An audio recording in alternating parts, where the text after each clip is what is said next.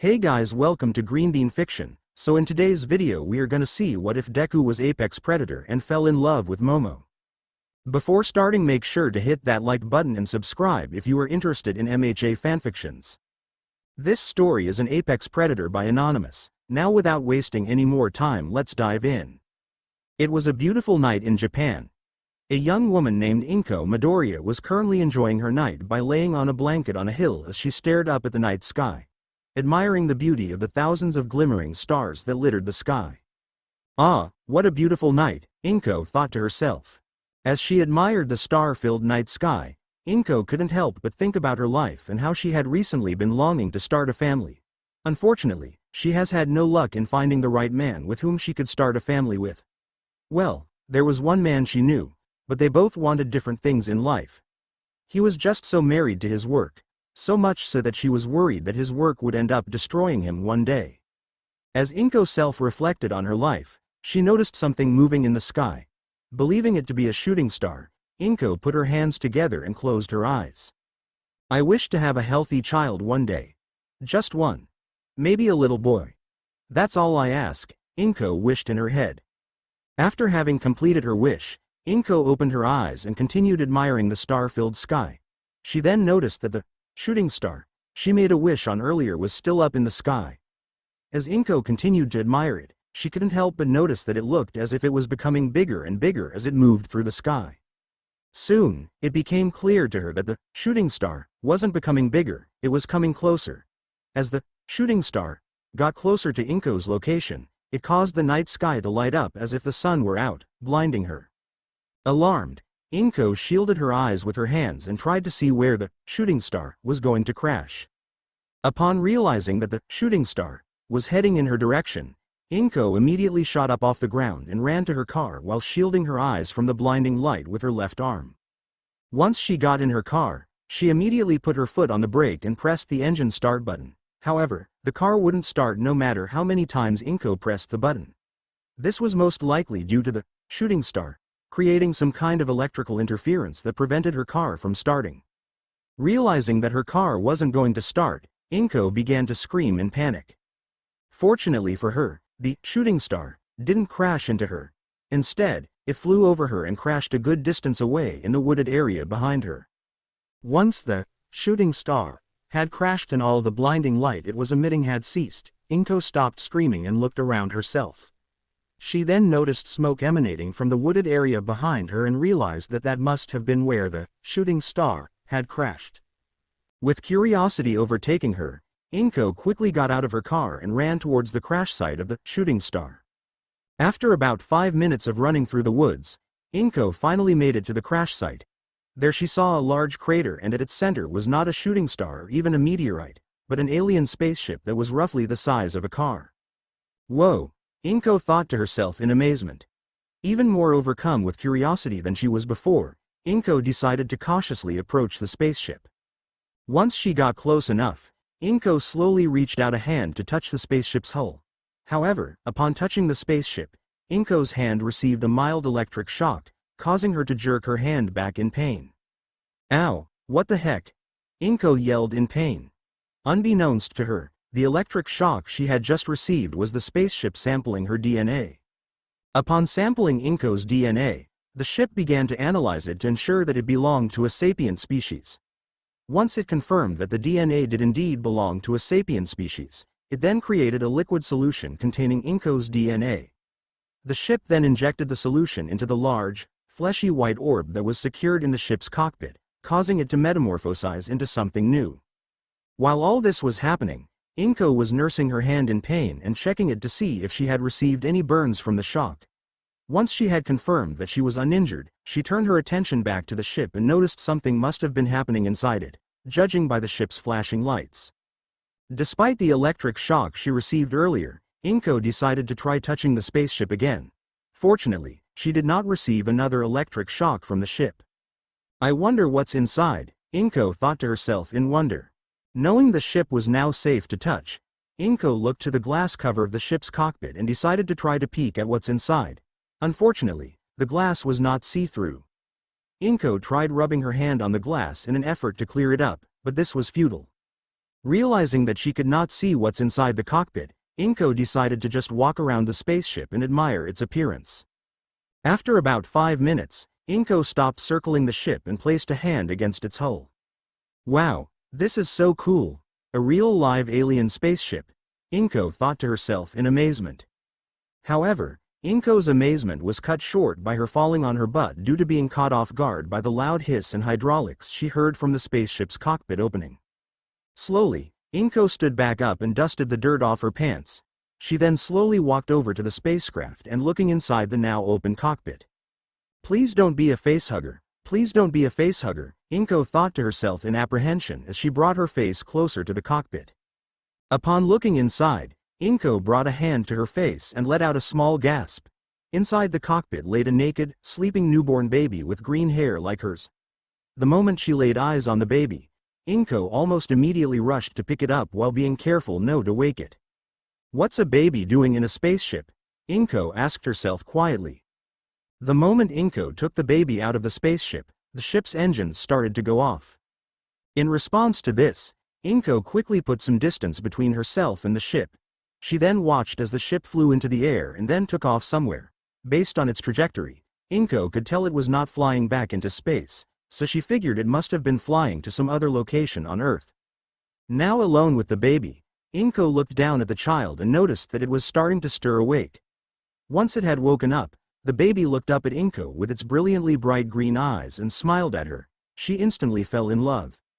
"Ah, you are absolutely adorable," Inko gently cooed to the baby as she tickled its chest with her finger, eliciting a laughter from the baby. Inko then finally took notice of the baby's lack of clothes and said, "Oh dear, we need to get you some clothes before you catch a cold." She then hurried back to her car as fast as she could while also being careful not to trip on anything that could cause her to drop the baby. Once she finally made it back to her car, she quickly pulled the blanket she was laying on earlier off the ground and wrapped it around the baby.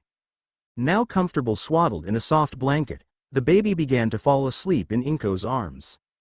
"Ah, what a little cutie," Inko quietly said. "Now, let's get out of here before someone comes to investigate the crash site," Inko said to both herself and the baby. Inko then got into her car, while also keeping the baby in her lap, and tried starting the car. Fortunately, the car started without any problems, probably due to the ship now being gone. She then drove away as quickly as she could while also keeping the baby securely in her lap. As she drove away, Inko could not help but wonder about everything that just transpired. She then looked down at the baby in her lap. Judging by the fact that I found you in a spaceship, you must be some kind of alien, huh?" Inko asked the sleeping baby, not expecting an answer. "But you are just too cute to be dangerous, so I'm keeping you," Inko said as she smiled affectionately at the sleeping baby.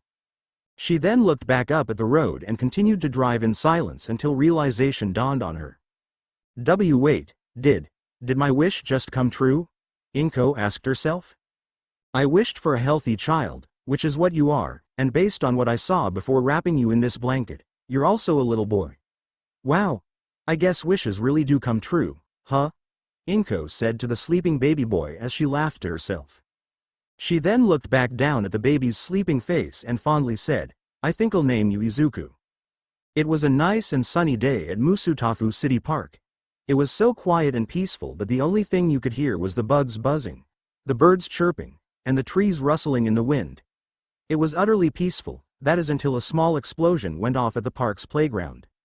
"Hey, Bakugo, what the heck do you think you're doing? Leave that girl alone," yelled a 5-year-old boy with messy green hair and vibrant green eyes as he ran towards the playground's sandbox. At the sandbox was another 5-year-old boy named Katsuki Bakugo who was currently using his quirk, Explosion, to terrorize a 5-year-old girl who was innocently minding her own business playing in the sandbox. This 5-year-old girl had black hair that was tied back into a short spiked ponytail and was wearing an elegant little white dress. "What does it look like I'm doing, Deku? I was teaching this lil extra who owns this playground," Bakugo answered. "You don't own the playground, Bakugo, nobody does. Anyone can play on the playground if they want to," the green-haired boy stated firmly. "Like hell they do. Nobody gets to play on this playground unless I say so. Now why don't you get lost before I show you who rules this playground?" Bakugo retorted. The green-haired boy was about to say something back, but stopped the moment he heard sniffling. He quickly looked to where the sniffling was coming from and saw that the little girl Bakugo had bullied was crying. Said little girl then looked up at him, showing him the tear stains and the fearful expression on her face. Her looking at him also revealed that she had alluringly onyx-colored eyes. Seeing this helpless little girl in such distress angered the green-haired boy, and noticing that Bakugo was about to use his quirk to set off another explosion, the green-haired boy immediately shoved Bakugo away without warning. The green-haired boy's shove had a surprising amount of force behind it for a 5-year-old, seeing as that it actually sent Bakugo flying back at least 10 feet. Bakugo hit the ground with an audible thud. Coughing up come dirt, Bakugo scowled as he pushed himself up off the ground and dusted the dirt off his clothes. "You damn Deku, I'll kill you for that," Bakugo shouted in anger as he rushed towards the green-haired boy with sparks emanating from his hands. The little girl went wide-eyed and gasped the moment she saw Bakugo rush towards the green-haired boy that just defended her. However, after she sees how the green-haired boy was about to defend himself, her fear for his safety was going to quickly be replaced by awe. In response to Bakugo's attack, the green-haired boy grabbed him by the wrist of the arm he was about to release an explosion from and redirected it towards the sky, causing Bakugo's explosion to go off harmlessly into the air. While still keeping Bakugo's wrist in his grip, green-haired boy turned his back to Bakugo and threw him over his shoulder, sending him flying upside down and back first into a nearby tree. It all happened so quickly that even Bakugo hadn't fully processed what had happened until his body slid down the tree and his head hit the ground. Coughing violently from having the wind knocked out of him, Bakugo struggled to his feet, his glare fixed on the green-haired boy as he fought to hold back tears. "Get out of here, Bakugo, and don't ever come back," the green-haired boy yelled. "This isn't over, Deku. I'll kill you one of these days, I will," Bakugo yelled with pain present in his voice as he ran away from the playground. Once he was sure that Bakugo was gone, the green-haired boy turned to face the little girl he had just saved and started walking over to her. Realizing that the green-haired boy who had just saved her was now walking towards her, the little girl quickly wiping the tears from her eyes and face in an effort to make herself more presentable. Now standing in front of her, the green-haired smiled as he offered her his hand. With a slight blush, the little girl hesitantly took his hand and was surprised by how easily he was able to pull her to her feet. Once she was securely on her own 2 feet, she quickly let go of his hand and looked at the ground shyly. "Are you all right? Bakugo didn't hurt you, did he?" the green-haired boy asked in concern. "No, I'm okay. Thank you," the little girl answered, struggling to make eye contact with him. "No problem, I'm happy I could help," the green-haired boy exclaimed with a bright smile and a thumbs up. The little girl giggled softly at the green-haired boy. "He's nice and funny," the little girl thought to herself with a smile. The little girl then looked down at herself and noticed that there was dirt on her dress. Not wanting her nice white dress to get ruined, she rushed to pat the dirt out of her dress. As the green-haired boy watched the little girl hurriedly pat her dress clean, he couldn't help but feel upset that Bakugo would go so far as to use his quirk on a girl, and on such a pretty one too. Fortunately, it didn't look like Bakugo directly hit her with an explosion. Bakugo may act brash and savage, but even he has more sense than to do something like that. If he had hit her with one of his explosions, the explosion would undoubtedly leave an incriminating burn mark on her body. Not only that, but the force of his explosions could end up causing permanent damage to someone their age.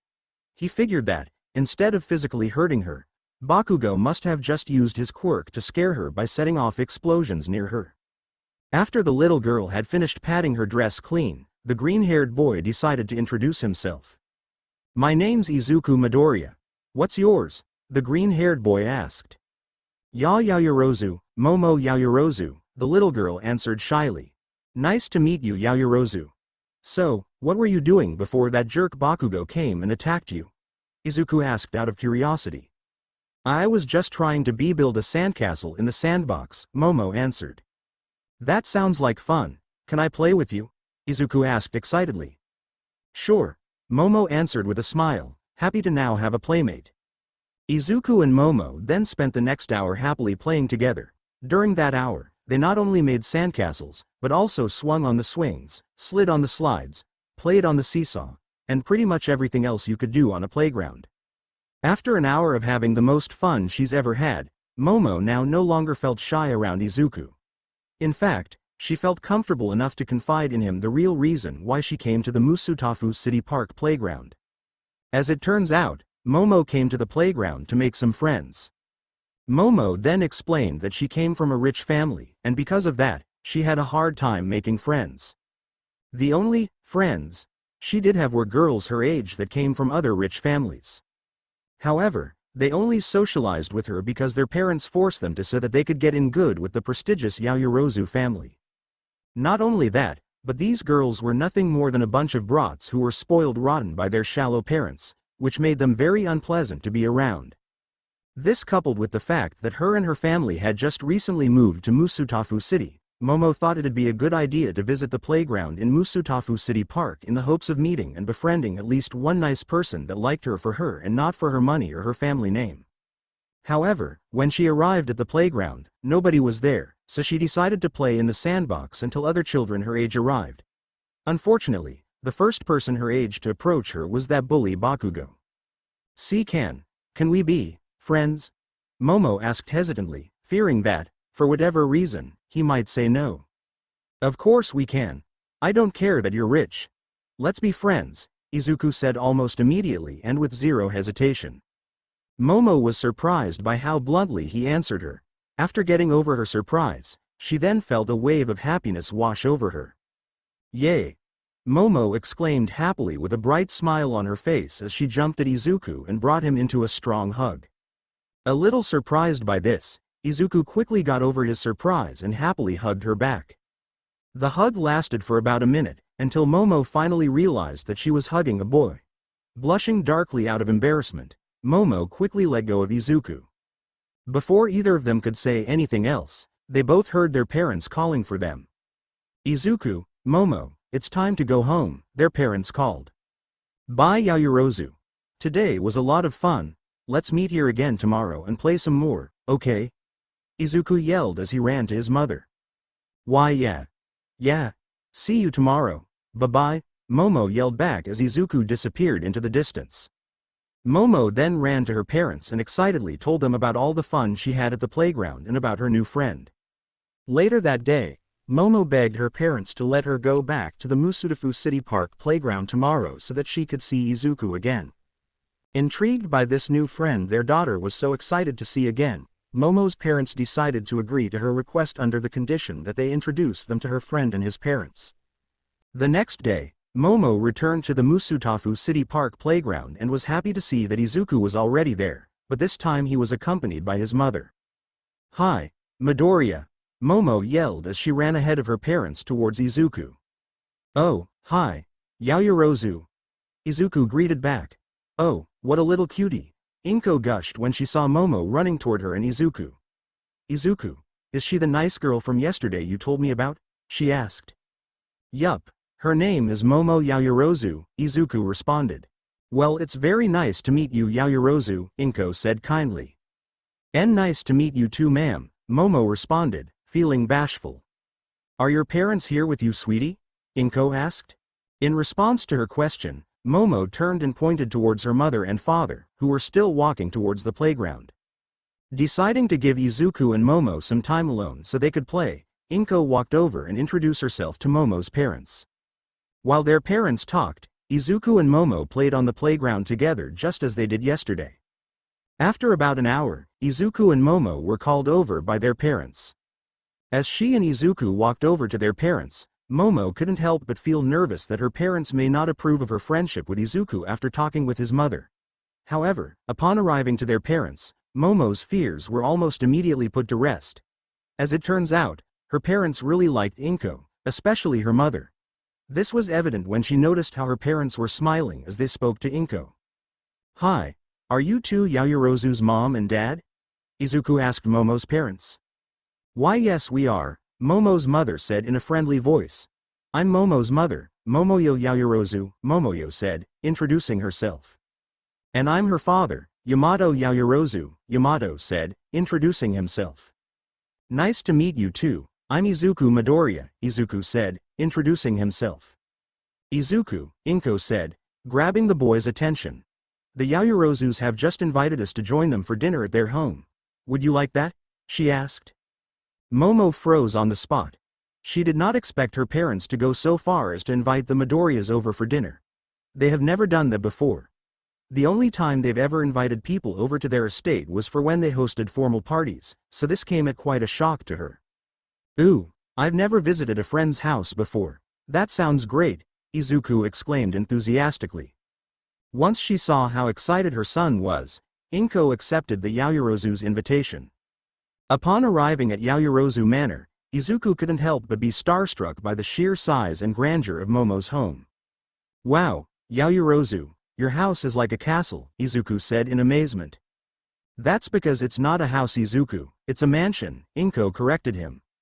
Momo sweetie, Momoyo said, grabbing Momo's attention. Yes, mommy. Momo responded. Why don't you go show Midoriya around while we give Ms. Midoriya a tour? We'll call you when the cooks have dinner prepared, Momoyo said. Okay mommy, Momo said. Waving him over to follow her, Momo and Izuku walked in the opposite direction of their parents to explore the mansion. Despite her earlier shock, Momo was now beginning to feel excitement. Excitement over the fact that now, for the first time in her life, she had brought a real friend over to her home. Where would you like to go first, Midoriya? Momo asked. I don't know. How about your room? Izuku suggested. They then walked to Momo's room and Izuku was amazed by what he saw. Wow, your room is huge, Izuku exclaimed in amazement. Really, aren't all bedrooms this big? Momo asked, innocently oblivious to the fact that not everyone had childhood bedrooms large enough to comfortably fit what appeared to be a king-sized bed. Izuku briefly looked at Momo in disbelief before turning his attention to a particular poster she had on her wall. Whoa! Is that a poster of the #1 hero of America, Stars and Stripes? Izuku exclaimed. Yup, she's my favorite hero, Momo answered. Wow, I didn't know you liked heroes. I like heroes too. My favorite hero is All Might, Izuku said. Izuku and Momo then spent the better part of an hour talking about what pro-heroes they liked and disliked and why. While they had different opinions on who their favorite pro-hero was, they both agreed that Endeavor was their least favorite. Eventually, the subject of their conversation changed from being about pro-heroes to being about what their quirks were. Whoa, so you can create anything you want? Izuku asked, amazed by what Momo had told him about her quirk, creation. Yup. The only things I can't create are living things, Momo explained. She then demonstrated her quirk to Izuku by creating a Russian nesting doll. That's so cool, Izuku exclaimed. Momo giggled at Izuku's reaction. Thank you, but I still need practice, Momo answered, saying the last part with a noticeable lack of confidence. This did not go unnoticed by Izuku. Don't worry Yaoyorozu, you'll get better at using your quirk. I know it, Izuku reassured her. Izuku's attempt at reassurance caused Momo to smile gratefully. Thank you Midoriya, Momo said. Call me Izuku. We're friends now aren't we, so why not? Izuku said. Oh okay, is Izuku, Momo stuttered out, feeling a little embarrassed to refer to Izuku by his given name. If you want, you can call me by my first name T2, she said. Okay, Momo, Izuku said without a hint of embarrassment. Hearing Izuku use her given name caused Momo to blush deeply. It also caused her to feel happy, but could not understand why. Are you okay, Momo? Izuku asked, innocently unaware of Momo's embarrassment. Perfectly fine. Momo quickly sputtered out, trying to shake off her embarrassment. They then continued their earlier conversation, but this time, they talked about Izuku's quirk. So your quirk is called Damage Empowerment? Momo asked, feeling intrigued by the unique name of Izuku's quirk. Yup. My quirk is a mutant type that gives my body the ability to become stronger and more durable every time I heal from an injury. The worser the injury, the stronger my body becomes. Also, my quirk lets me heal from injuries faster than a regular person, Izuku explained. Wow, your quirk sounds strong. Has it ever activated before? Momo asked. Yup. Last year, I fell out of a tree I was climbing and broke my arm pretty badly. About 10 minutes later, my arm healed itself good as new, and after it healed, my whole body felt stronger, Izuku explained. Momo cringed at the thought of a broken arm, but then a question popped into her head. Is that why you were able to fight off that Bakugo jerk so easily? Momo asked. Uh-huh. My mom said that me breaking my arm caused me to become about as strong as a grown man, Izuku explained. Your mom? Didn't you see a doctor? Momo asked, feeling confused by the lack of mention of a doctor. My mom is a doctor. She does all my checkups herself and she even did my quirk diagnosis, Izuku explained, proud of his mother and oblivious to the fact that there was a grander reason as to why Inko never allowed him to see other doctors. Momo was impressed. Not only did Izuku have a strong quirk, but his mother was also a doctor. What about your dad? Is he a doctor too? Momo asked, curious of Izuku's seemingly absent father. Oh, I don't have a dad, Izuku answered, losing his smile. Oh, I'm sorry, I didn't mean to. Momo was cut off by Izuku before she could finish. It's all right, it's not like you knew or anything, Izuku said a little awkwardly.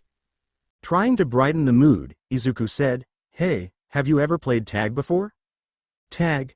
Momo said in confusion. Izuku and Momo then spent the next hour running down the halls of Yaoyorozu Manor smiling and laughing as they played tag. While Momo's parents were giving Inko a tour, they couldn't help but smile to themselves at the sound of their daughter's laughter echoing through the halls of the mansion. They've never heard Momo having so much fun before. After an hour had passed, the cooks had finally finished making dinner. Once the dinner table was set and the food was ready to be served, Momo's parents called Momo and Izuku to come to the dining room via intercom. Upon reaching the dinner table, Izuku and Momo made sure to sit next to each other. After finishing dinner, it was time for the Midoriyas to go home. Bye Momo, see y'all later, Izuku exclaimed, waving goodbye as he and his mother got in their car to leave. Goodbye, Momo said shyly as she waved back, feeling a little embarrassed that Izuku called her by her given name within earshot of her parents. From that day forward, Izuku and Momo would go to the Musutafu City Park playground every day just to see each other, resulting in them becoming the best of friends. They had run-ins with Katsuki every now and again, but Izuku always drove him away if he ever tried picking on Momo.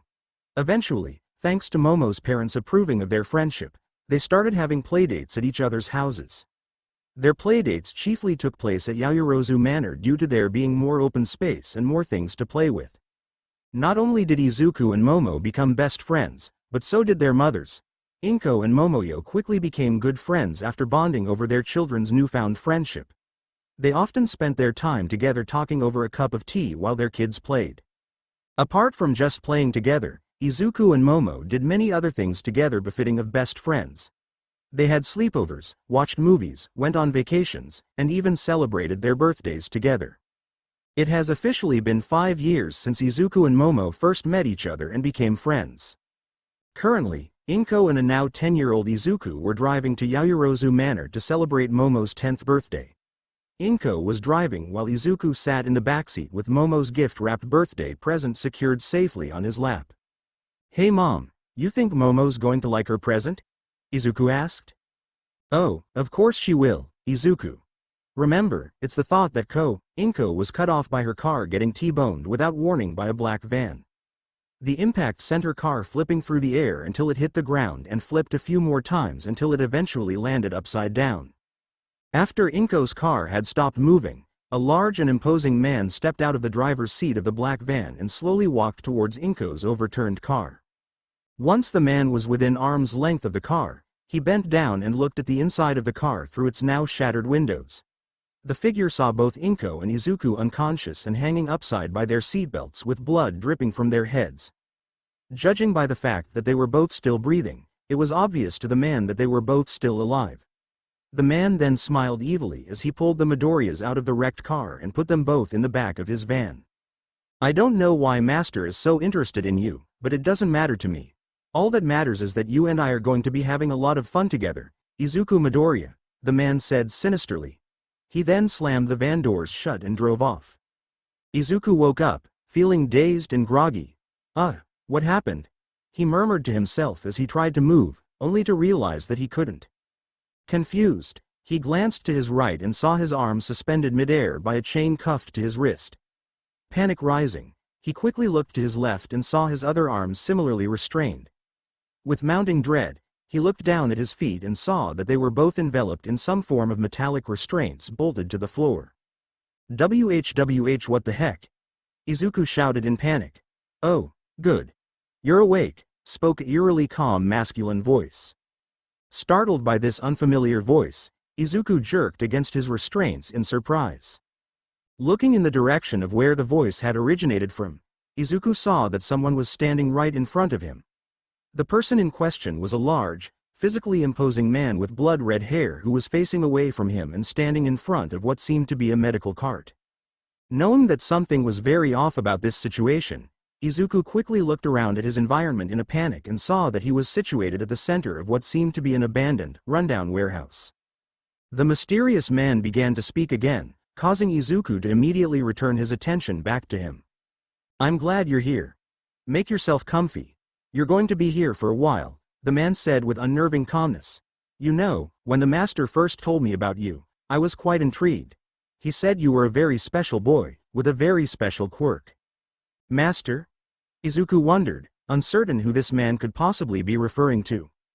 The mysterious man then turned to face Izuku, revealing a sinister smile. Now able to see the man's face, Izuku cringed, disturbed and fearful at the sight of such an unnerving smile. Oh, I'm sorry. Where are my manners? I haven't introduced myself. I'm Gumasa Umori. And, if I'm not mistaken, your name's Izuku Midoriya, right? The man, now revealed as Umori, asked. Feeling incredibly scared, Izuku nervously nodded. Good, good. Now that we've got the pleasantries out of the way, let's get down to business, Umori said as he clapped his hands together. Now, you're probably wondering why you're here, right? He asked. Realizing Umori was expecting an answer, Izuku quickly nodded again. Well, you're here because I kidnapped you. The reason for this is that the master wants blood samples from you for reasons he wouldn't disclose. Not that I care why he wants your blood. All I care about is what I get to do with you after I've given him your blood, Omori explained, the last part delivered in an unnervingly excited tone, his face twisted with a psychotic expression. Terrified by Umori's demeanor and the thought of having his blood taken, Izuku began to shiver in fear. You see, the master told me that once I've delivered him your blood, I would be free to do whatever I wanted with you. And oh, do I have plans for you, Umori said, relishing in the thought of all the sick and twisted things he had in store for poor little Izuku. What's he going to do to me? Izuku anxiously wondered, fear and uncertainty gripping his mind. You know, at first, I thought this was just going to be some boring little chore, Umori said, flashing Izuku another malicious smile. But after the master told me about your quirk, I realized this was going to be the most fun I've had in years. He told me all about your quirk and how it works. Your quirk causes your body to become permanently stronger every time you heal from an injury. So much stronger, in fact, that whatever injured you before wouldn't be able to injure you a second time. Also, your quirk gives you the ability to heal from practically any injury, though the worse the injury, the longer it takes for you to heal. How does he know how my quirk works? Izuku thought, feeling alarmed and creeped out that this stranger knew such intimate details about his quirk. How was that? Did I miss anything? Umori asked, clearly not expecting to have missed any details. Izuku, feeling incredibly uneasy, shook his head no. Great. Now, you're probably wondering how your quirk is going to make what I'm going to do to you any less boring. Well, because the master assured me your quirk makes you basically unkillable, I can get as violent with you as I want. And since your quirk makes you stronger every time you heal, I have to get more and more creative each time you recover, Umori explained, becoming more unnervingly excited with each sentence. What? BB, but I'm not unkillable, and what does he mean violent? Izuku thought to himself in panicked confusion. Noticing Izuku's confusion, Umori began to speak again saying, Oh, you don't get it, do you? Well, you see, Midoriya, I'm what most people would call a sadist. Though, you're probably too young to know what that is. Let's just say that I'm a man who enjoys partaking in a very special hobby. That hobby being torture. Hearing other people scream and watching them writhe in agony, oh, I just love it. So, once I'm done collecting your blood and delivering it to the master, I'm going to torture you. Izuku's eyes widened in horror upon hearing Umori's chilling explanation. He began to struggle against his restraints, desperate to break free. Ah! Umori chided, wagging his index finger mockingly. You're nowhere near strong enough to break free from those restraints. Besides, even if you were, you wouldn't want anything bad to happen to your dear old mom, would you? He asked, his voice dripping with sinister amusement. The mention of his mother made Izuku freeze. His blood ran cold as he looked up at Umori in horrid realization. That's right, I also kidnapped your mother and she's currently being held captive at another location, Umori said with a wicked smile on his face, clearly enjoying the look of horror on Izuku's face. Izuku took a few seconds to process the shocking revelation. His expression transformed from horror to a mixture of determination, fear, and anger. Clenching his fists, tears welled in the corners of his eyes, reflecting his emotional turmoil and inner resolve. Don't hurt my mom, Izuku yelled defiantly. Amused by Izuku's attempt at bravado, Umori replied, Oh, no need to worry. Your mother is perfectly safe, and she'll stay that way as long as you cooperate. Understanding Umori's threat, Izuku looked down at the ground, feeling defeated and hopeless. He knew there was no way he could even entertain the idea of escaping now that he knew that his mother's safety depended on his compliance. Satisfied that Izuku had grasped his situation, Umori clapped his hands together and said, Good, now, let's get to it then. Turning away from Izuku, Umori walked towards the medical cart and picked up 2 buckets that were hidden on the other side of the cart by their bale handles, one in each hand. Hearing the metal clanging sound the buckets made, Izuku slowly looked up from the ground towards Umori in curiosity and fearful anticipation. With the buckets in hand, Umori returned to Izuku and held them up for him to see. In an excited yet chilling tone, he said, You see these 2 buckets? I'll be using them to collect your blood, and you're gonna to fill them to the brim. Izuku's eyes widened in terror at the realization of what Umori intended. He began to tremble uncontrollably. Pleased by Izuku's fear, Umori set the buckets down beside him, one on each side, aligning them perfectly with his hands. Now, you're probably wondering exactly how I intend to extract your blood and fill those buckets, Umori said, turning away from Izuku and walking back towards the medical cart. He reached for something on the cart, then turned back to face Izuku. I'm going to use this, Umori explained with a psychotic grin, revealing a large pair of diagonal pliers he had retrieved. I'll cut off each of your fingers one by one, letting you slowly bleed out into those buckets until they're both full. Izuku felt as if his heart had stopped at Umori's words. The horror and inhumanity of the plan took moments to fully register in his mind. When he finally grasped Umori's intentions, Izuku panicked, crying hysterically as he shouted and pleaded for mercy. His cries grew louder and more desperate as Umori approached with the pliers in hand. Within minutes, Umori began using the pliers exactly as he had described, each action punctuated by Izuku's agonized screams echoing through the abandoned warehouse. Over the course of the next few hours, Umori repeatedly subjected Izuku to the most excruciating pain he had ever experienced in his young life. With his diagonal pliers, he methodically severed Izuku's fingers one by one, ensuring that each drop of blood flowed into the waiting buckets below. To prolong Izuku's suffering, Umori waited 5 minutes after each finger was removed before moving on to the next. As the ordeal continued, he decided to escalate the torture further by activating his own quirk, causing Izuku's agony to intensify to unbearable levels. Narrated by Present Mike. Gumasa Umori. His quirk, sensory amplification. He can temporarily amplify the physical senses of himself or other people. Though, he can only amplify one physical sense at a time. These senses include sight, smell, hearing, touch, and taste. If used to the extreme, he could cause people to undergo sensory overload. The range of this ability is unknown. With Umori's quirk in effect, the already unbearable pain Izuku experienced from having his fingers severed was magnified severalfold. Additionally, to compound Izuku's torment, Umori capriciously deactivated and then reactivated his quirk at random intervals, intensifying the sensations of pain beyond what Izuku could endure. If at any point Izuku's healing factor attempted to stop the bleeding from his mutilated finger stumps, Umori promptly intervened. Using his pliers, he reopened the wounds to ensure a continuous flow of blood, preventing Izuku from healing and gaining strength before the buckets were filled. Throughout this excruciatingly painful and traumatic ordeal, Izuku managed to stay conscious solely due to his restraints, which were equipped with technology that administered mild electric shocks whenever he neared unconsciousness. That should do it, Umori remarked, referring to the 2 buckets that were finally filled with Izuku's blood. Now that the buckets were full, Umori ceased using his quirk and walked over to the medical cart. He set down the now bloody diagonal pliers and took a small white towel from the rack on the side of the cart, using it to wipe Izuku's blood off his hands. After cleaning his hands, Umori opened a drawer on the medical cart and retrieved 2 lids meant for the buckets. Returning to Izuku, who was miraculously still alive, he secured the lids onto the buckets, sealing them shut. With the buckets now sealed, Umori lifted them away from Izuku and set them down beside the medical cart. "Well kid, it's been fun, but looks like we're done for the day," Umori said as he turned his attention back to Izuku. Izuku didn't respond. Or rather, he couldn't, having lost the equivalent of 2 buckets of blood. Anyone who knew Izuku prior to his kidnapping and torture would be shocked to see his current state.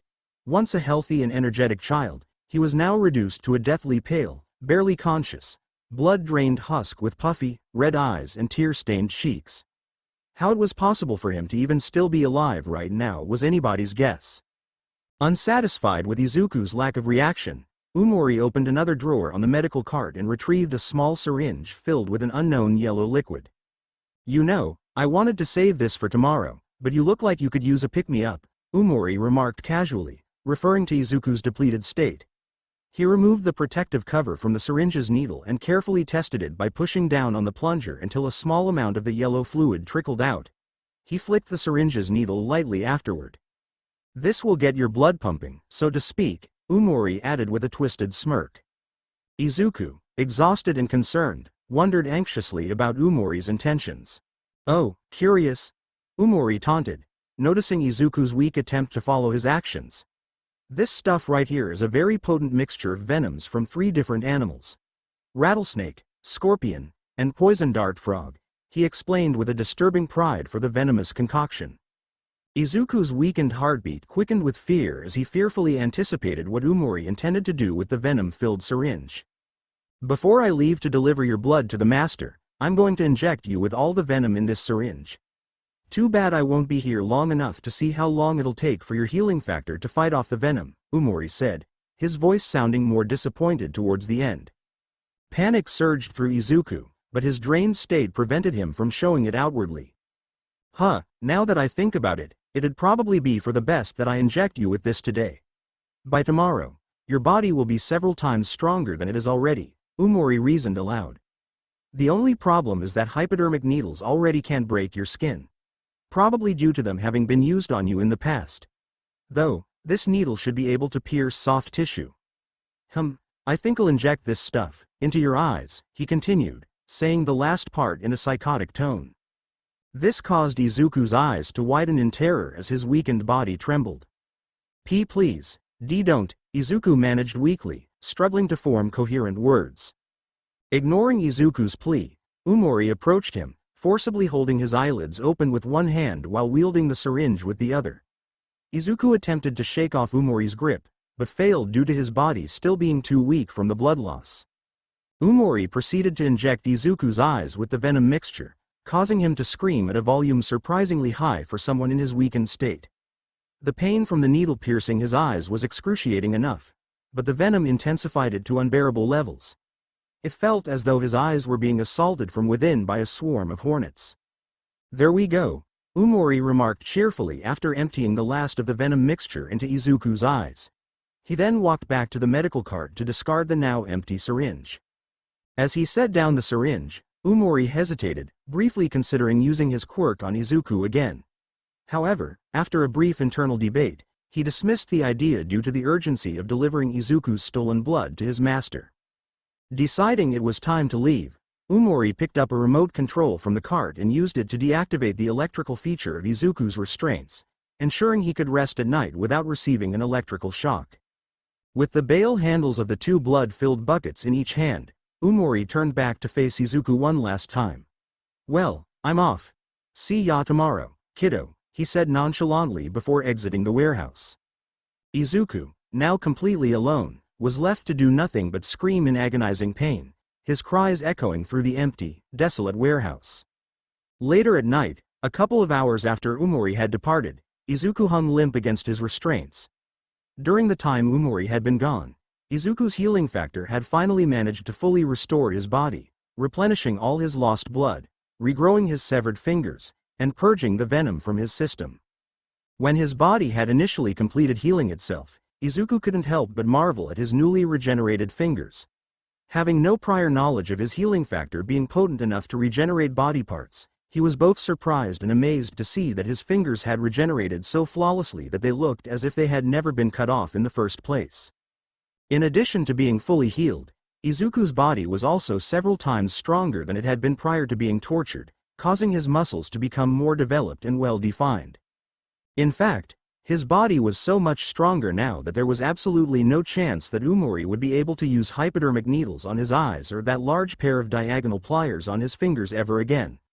Also, because of that venom mixture his eyes were injected with, Izuku's cells were now immune to venoms and possibly even other poisons. Despite his newfound strength and confidence in his healing factor, Izuku couldn't shake the fear and anxiety over what potential horrors awaited him tomorrow. Throughout the night, he speculated fearfully about what Umori might have planned that could surpass the previous day's torment. His mind raced with dreadful possibilities, each more horrifying than the last. Izuku also spent a significant part of the night hoping and praying for a hero like All Might to come to his and his mother's rescue. The thought of being saved by his idol provided a small flicker of hope amidst the overwhelming fear. The next morning, Izuku was still wide awake as he stared intently at the warehouse's doors, waiting in fear for Umori's return. Oddly enough, despite having been awake all night, Izuku didn't feel even remotely tired. Granted, he's never really felt tired before, but he's never stayed up all night before either. Sometime in the afternoon, the warehouse doors slammed open, revealing Umori, who shouted, "I'm home." Izuku flinched in surprise at the sudden noise, his breathing quickening as he laid eyes on Umori. "Good news, kid. The master was pleased with all the blood I collected from you. In fact, he was so pleased that he gave me a little something as a reward. But that's a secret, for now. Anyway, the master doesn't need you anymore, so you're all mine now," Umori said excitedly as he walked in, carrying a duffel bag that looked suspiciously heavy. "What's in that bag?" Izuku thought, fear and suspicion gnawing at him. As he got closer, Umori noticed how much stronger Izuku looked and decided to comment, "Wow, looks like someone's been working out." Izuku didn't respond. Instead, he just turned his gaze to the floor, trying to suppress the rising tide of fear within him. "Man, I am really going to have to up my game," Umori said as he set the duffel bag down next to the medical cart with a thud. He then grabbed the remote off the cart and reactivated the electrical feature of Izuku's restraints. After setting the remote back down, Umori reached for the duffel bag. "Good thing I brought this," he said with a sinister grin as he pulled out a chainsaw support item from the bag. Izuku looked up from the ground and went wide-eyed at the sight of the chainsaw. Amused by Izuku's reaction, Umori said, "That's right. I've brought all kinds of toys with me today. Don't worry, I'm only going to use some of them on you today. Don't want to use everything up in one day." Umori then got a little closer to Izuku and said, "Now let's get started." He then activated the chainsaw with the mere click of a button. "And no, please no. Don't," Izuku shouted in fear as Umori got closer to him with the roaring chainsaw. "Oh, don't be so dramatic. It's not like I'm going to saw your limbs off or anything," Umori said casually. Izuku let out a sigh of relief, but remained tense, unsure of Umori's intentions. "I mean, if I cut your limbs off, then you'd be free from your restraints, and then I'd have to wait for you to regrow your limbs so I can chain you up again and, you get the idea. I'd just be a hassle," Umori explained. "Oh okay," Izuku thought to himself both awkwardly and suspiciously. "Instead, I'm just going to use this to leave deep gashes all over your body. Starting with your side," Umori said as he angled to chainsaw sideways so he'd be better able to use it on the left side of Izuku's abdomen. "No. Stop. Please," Izuku pleaded desperately as tears welled in his eyes. Knowing that Umori wasn't going to stop, Izuku closed his eyes and braced himself as the chainsaw inched closer and closer to his side. When he had finally made contact, Izuku screamed and cried as he felt the chainsaw's teeth cut into his flesh. However, soon after it had drawn blood, the chainsaw began to shake violently and make loud sputtering sounds. "What the hell?" Umori shouted in both surprise and confusion as he hastily pulled the malfunctioning chainsaw away from Izuku. Also confused by what was happening, Izuku opened his tear-filled eyes and watched as Umori struggled with the violently malfunctioning chainsaw. Unable to shut it off, Umori acted on instinct and threw the increasingly unruly chainsaw across the room, away from himself and Izuku. Good thing he did, because the chainsaw had exploded a couple seconds after hitting the floor, eliciting a flinch from both of them. After the explosion, Umori slowly turned his head back to face Izuku and focused his attention on where he had maimed him with the chainsaw prior to it malfunctioning. "The hell?" Umori exclaimed as he gaped at Izuku's wound as if it were the most bizarre thing he'd seen all day. Curious of why Umori had reacted the way he did, Izuku looked down at his chainsaw wound, although hesitantly due to him being both scared and squeamish to look at such a large bloody gash on his own body, and saw something that made him gasp in shock. While Izuku was bleeding heavily and his wound was fairly deep, the brutality of his wound was not what had shocked him. What was truly shocking was that his blood was purple. Not only that, but his blood also seemed to have acidic properties. At least, judging by how the area of his shirt the chainsaw had cut through had quickly changed from being a simple gash created by a saw or blade to being burnt off completely, Izuku hypothesized that this was the case. Also noticing the potential acidic nature of Izuku's oddly purple blood, Umori quickly took a pencil out from one of Medical Cart's drawers and used it to carefully scoop up some of Izuku's blood. Then, almost immediately, the blood burnt through the end of the pencil as quickly and as swiftly as a hot knife through butter, confirming Izuku's hypothesis about its acidic nature. "Well, that explains what happened to my chainsaw," Umori muttered, realizing that Izuku's acidic blood must have gotten inside the body of the chainsaw through its spinning chain and corroded its internal mechanisms, causing its malfunction and explosion. "Am my blood as acidic now?" Izuku mentally questioned, uncertain of how he should feel about this unexpected development. "What the hell?" Umori shouted as he threw the acid-burned pencil to the floor in anger. "I thought your quirk just made you stronger each time you healed from an injury. Why the hell is your blood acidic now?" he demanded, his frustration and confusion palpable. "I don't know," Izuku stuttered out in fear and uncertainty, honestly having no clue what was going on with his blood. Then, suddenly, Izuku remembered feeling an odd tingly sensation within his veins the previous night after his body had fully healed itself from all the damage Umori had inflicted upon him, causing an idea of what may be happening to him to pop into his head. "A quirk awakening," Izuku exclaimed, believing that his purple acidic blood may be the result of a quirk awakening. Izuku always held a deep fascination for quirks. As such, despite his young age, he possesses an impressive amount of knowledge regarding quirks, which includes the considerably rare phenomena known as quirk awakenings. Because of this, Izuku is well aware of the fact that a quirk awakening is when a quirk undergoes an evolution where it obtains a new level of strength and or develops a new aspect to its nature. Also, he's aware that quirk awakenings only occur when an individual experiences feelings of extreme stress, like that of a life or death situation. With all this in mind, Izuku is now under the assumption that his quirk had developed a new aspect to its nature via a quirk awakening that he had undergone as a result of the stressful and life-threatening torture inflicted by Umori. "Maybe my quirk underwent an awakening after my body healed yesterday," Izuku explained, trying to make sense of the situation. "Quirk awakening, huh?" "Maybe," Umori said, seemingly satisfied with the explanation. "Well, whatever. Just means I've got to move on to the next toy I brought with me," he continued as he turned away from Izuku and reached into the duffel bag. From the bag, Umori withdrew an object that Izuku vaguely recognized as being some kind of hilt. He then flipped a switch on the hilt's grip, causing a flexible beam of bright pink energy to extend from the emitter point. Grinning menacingly at the pink beam of energy, Umori swung it violently at the ground, producing a deafening crack that reverberated throughout the warehouse. Flinching against his restraints at the loud crack, Izuku's heart began to race with fear as he realized that Umori was holding some kind of laser whip support item. Seeing the substantial indentation his laser whip had etched into the ground, Umori's eyes gleamed with cruel delight, recognizing the weapon's formidable power. He knew it had the potential to inflict severe harm on Izuku, despite the latter's body being much stronger than it was yesterday and the newfound obstacle that of his acidic blood. Turning his attention towards Izuku, Umori's sinister grin widened at the sight of his captive's fear. With the laser whip crackling menacingly in his hand, he took slow, deliberate steps towards Izuku, relishing in the power he held over the young boy. You know, kid, Umori said, his voice dripping with sadistic glee, I had planned to split my time between my chainsaw and my whip. But thanks to you, it looks like I'll have to get by with just the whip for today.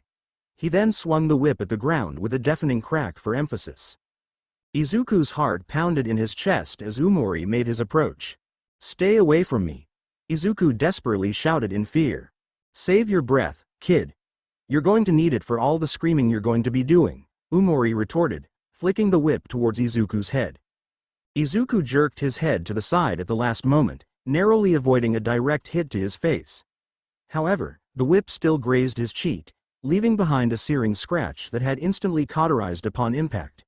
Despite the scratch's small size, the intense sting of the whip's touch had brought tears to Izuku's eyes. Nevertheless, he felt relieved that he had managed to dodge a direct strike to the face. Nice reflexes, Umori taunted with a twisted smirk. But you aren't going to be able to dodge this, he continued as he cruelly swung the laser whip again, this time aiming for Izuku's chest. Despite Izuku's desperate twist to evade, the whip landed with a crackling snap against his chest. The moment it did, a searing red mark was left across his skin, and intense pain shot through his body, making him scream in agony. Umori's grin widened at the sound of Izuku's pained scream. He swung the whip again at Izuku's chest, leaving another searing red line of pain across his skin that overlapped the first. This caused Izuku to scream loudly again at the intense pain. Hours passed in a blur of agony for Izuku. Throughout that time, Umori showed absolutely no mercy, relentlessly and manically lashing Izuku's body with the laser whip. Each strike tore into his flesh, sending waves of excruciating pain through his small frame. Just as he had done yesterday when severing Izuku's fingers with the diagonal pliers, Umori used his quirk on Izuku, amplifying the already excruciating pain he was enduring from the laser whip's lashes severalfold. To add to the torment, Umori deactivated and reactivated his quirk at random intervals, causing Izuku to constantly anticipate whether the next lash would bring more or less pain than the one before. Umori didn't give Izuku's healing factor a chance to take effect, whipping him constantly to keep the wounds fresh. He methodically whipped off small parts of Izuku's body, such as his fingers, nose, and ears. When whipping off Izuku's fingers, Umori made sure to avoid the hands themselves to prevent Izuku from accidentally coming free from his chains by having his hands whipped off. The brutality escalated further as Umori even whipped out Izuku's eyes. Izuku's entire body became etched with a network of fiery red marks, and his face and head were no exception. Most of his hair was whipped off, leaving his scalp covered in painful, raw lines. As time dragged on, Izuku's screams grew hoarse, his voice cracking and faltering. Despite his agony, Umori continued without pause, ensuring that nearly every inch of Izuku's body suffered from his relentless torture. Izuku could barely maintain his tormented cries as the pain became overwhelming, each moment a new nightmare of suffering. Phew, Umori exhaled, breathing heavily from exertion. What a workout! He exclaimed, his voice thick with exhaustion, as he stepped back and looked over Izuku's battered body with a tired, twisted smile. Izuku hung limply in his restraints, his body a tapestry of burns and welts, barely recognizable through the sheer number of fiery red marks. His mind swam in a haze of pain, each breath a struggle. Whenever he neared unconsciousness, the electrical feature of his restraints jolted him awake, denying him any respite in slumber. Still breathing heavily, Umori switched off the laser whip and turned away from Izuku to put it back in the duffel bag.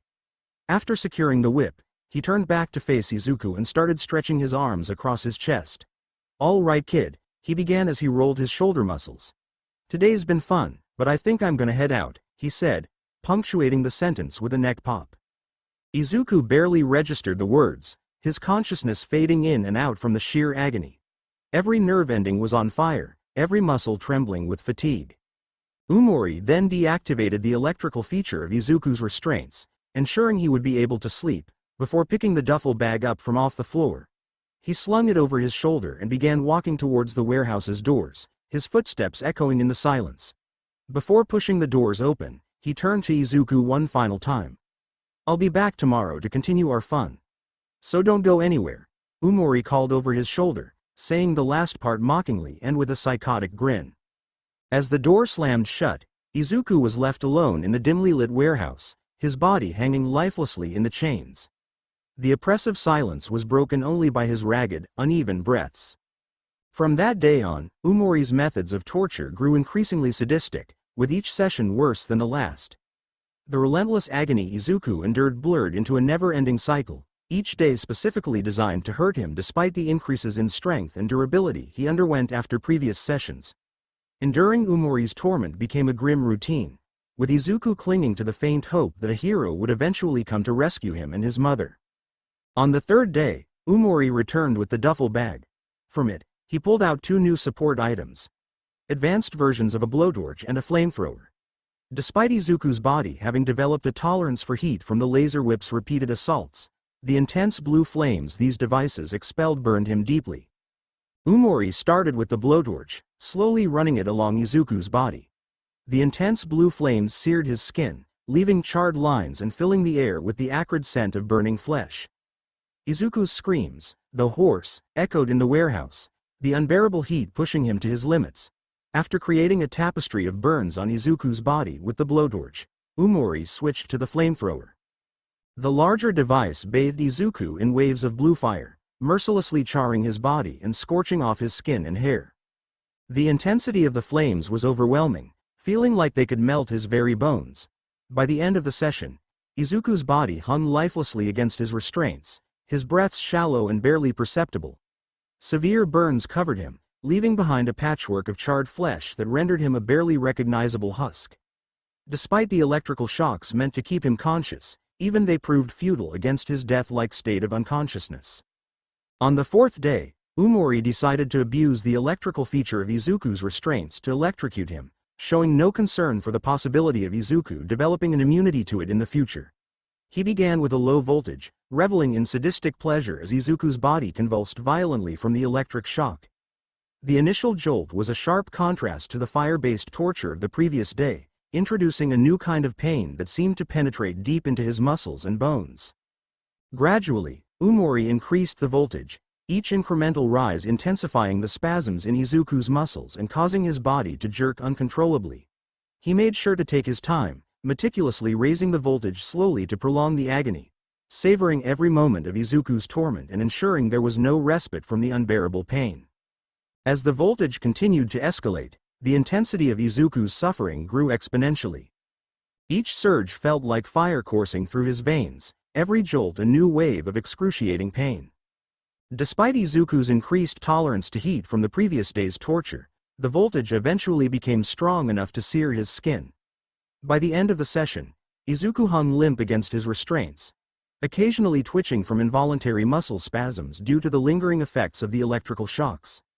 His body was also marked with new burns, albeit less severe than those inflicted during the previous day's fiery onslaught. On the 5th day, Umori brought in a sledgehammer-like support item, intent on breaking as many of Izuku's bones as he could. He started with powerful, deliberate swings, the sledgehammer making sickening cracks as it connected with Izuku's body. Each blow shattered bones and caused intense, unbearable pain that radiated through his entire frame. Umori methodically worked his way across Izuku's body, targeting limbs, ribs, and finally his skull. The brutality of the sledgehammer left Izuku's body mangled and broken, each swing reducing him further into a state of excruciating agony. The final blow was to Izuku's head. With a powerful swing, Umori shattered Izuku's skull, crushing his head and leaving him in a state that easily resembled death. Finally, on the 6th day, Umori walked through the doors of the warehouse without a word, armed with a support item resembling an elephant gun. With a smug grin on his face, he slowly raised the gun and pointed it at Izuku's shoulder. He fired without a moment's hesitation, his grin morphing into a psychotic smile as the shot tore through Izuku's shoulder, leaving a gaping wound. Without pause, Umori continued to shoot Izuku, carefully aiming each subsequent shot to avoid accidentally severing his arms and legs, ensuring he remained securely in his restraints. Each blast left gaping wounds, tearing through flesh and bone, and causing blood and viscera to spatter on the floor behind him. With sadistic pleasure, Umori targeted specific parts of Izuku's body, such as his ears and fingers. Moreover, he deliberately avoided Izuku's heart and chose to shoot out only one of his lungs. By the time Umori was down to his last bullet, Izuku's body was riddled with bullet holes. Despite this, Izuku was still conscious but hung weakly against his restraints, struggling to breathe due to only having one functional lung. Before delivering the finishing shot, however, Oomori decided to conclude their session with something special. "Phew," Oomori exclaimed, grinning. "Just like the shooting ranges in America." Izuku didn't respond. The only sounds he made were the breaths he struggled to take with just one lung as blood dripping from his lips. Oomori looked down at the gun in his hands, then back at Izuku, a smile spreading across his face. "You know, kid, before we end our little session today, there's something I want to show you," Oomori said ominously before setting the gun down on top of the medical cart. "I'll be right back," he added over his shoulder with an unnerving smile as he walked out of the warehouse, leaving Izuku alone to hang in his restraints as he gasped for breath. After Oomori had left, the minutes dragged on, each one feeling like an eternity to Izuku. He could feel the bullet holes in his body slowly healing, the oldest wounds closing first. The pain was overwhelming, making every breath a struggle and every heartbeat a reminder of his fragile state. His mind was too clouded by the pain to even consider what Oomori planned to show him. About 20 minutes later, the doors swung open abruptly, revealing Oomori re-entering with a cart covered by a white blanket. His eyes gleamed with malicious excitement as he wheeled the cart to a stop in front of Izuku. "You ready?" Oomori asked as he grabbed the blanket, his voice dripping with sadistic glee. Then, without waiting for a response from Izuku, he yanked off the blanket, revealing what lay beneath. Izuku's eyes widened in horror and disbelief. There, lying lifeless on the cart, was his mother, her eyes vacant and devoid of life, her head bent at an unnatural angle, making it clear that her neck had been snapped. Oomori chuckled darkly. "Thought you might appreciate a little visit from dear old mom before we wrap things up." With a malicious grin, he dumped Inko's lifeless body off the cart, letting it fall unceremoniously to the ground. "No," Izuku croaked, his voice barely a whisper. However, before he could say anything else or fully process the horror of his mother's lifeless body, Oomori swiftly grabbed the gun from the medical cart, aimed it at Izuku's head, and fired. The bullet struck him square in the forehead, causing blood, brain matter, and the bullet itself to erupt from the back of his head. After the bullet shot through his head, Izuku went limp, blood leaking from the newly formed bullet hole in his forehead and mingling with the tears on his face. Oomori stood back, admiring his work with a twisted sense of satisfaction. "You survived having your head smashed in, so you should survive this," Oomori muttered as he rested the gun on his shoulder. He then turned away from Izuku and shrugged, adding, "Well, I guess we'll find out tomorrow." With that, he walked out of the warehouse, gun in hand, leaving Izuku's lifeless form alone in the cold, dimly lit space. Later at night, hours after Oomori had left, Izuku's body had fully healed itself, sealing up all the bullet holes that had riddled it. Even the bullet hole in his head had healed completely, with all lost and damaged brain matter restored. Despite his brain being fully healed and his consciousness restored, Izuku's mind was a haze of pain and sorrow. The sight of his mother's lifeless body, left cruelly on the ground before him like discarded trash, haunted him deeply. He couldn't bear to look at her, opting instead to keep his face pointed down towards his feet, eyes tightly shut as he fought back tears. Just then, a voice suddenly broke the silence, sounding like two voices, male and female, speaking eerily in perfect unison. "She's gone." Startled, Izuku's body tensed as his teary eyes flew open, only to realize he was no longer in the abandoned warehouse. Instead, he found himself engulfed in a vast, dark void, devoid of any visible surroundings. Knowing that the ominous voice had originated from directly in front of him, Izuku slowly raised his head and saw a woman sitting cross-legged in front of him, her figure defying gravity as she appeared to be seated on thin air. The woman was dressed in a black clothing and looked disturbing like Inko, but with a couple minor differences. Hair as white as snow and sclera as black as ink. Seeing that she had his attention, the woman continued speaking, saying, "You are never going to see her again. There's no hope of saving her now, none at all." After hearing this, Izuku turned his head back down, closed his eyes, and remained silent. He was still overwhelmed with grief, so much so that he wasn't even disturbed by the fact that the woman's lips hadn't moved when she spoke. After a few seconds of silence, the woman continued saying, "You are alone. No one's coming to save you. Not the heroes, not the police, not anyone. So what will you do? You've become more than strong enough to break free of those chains, so why don't you?"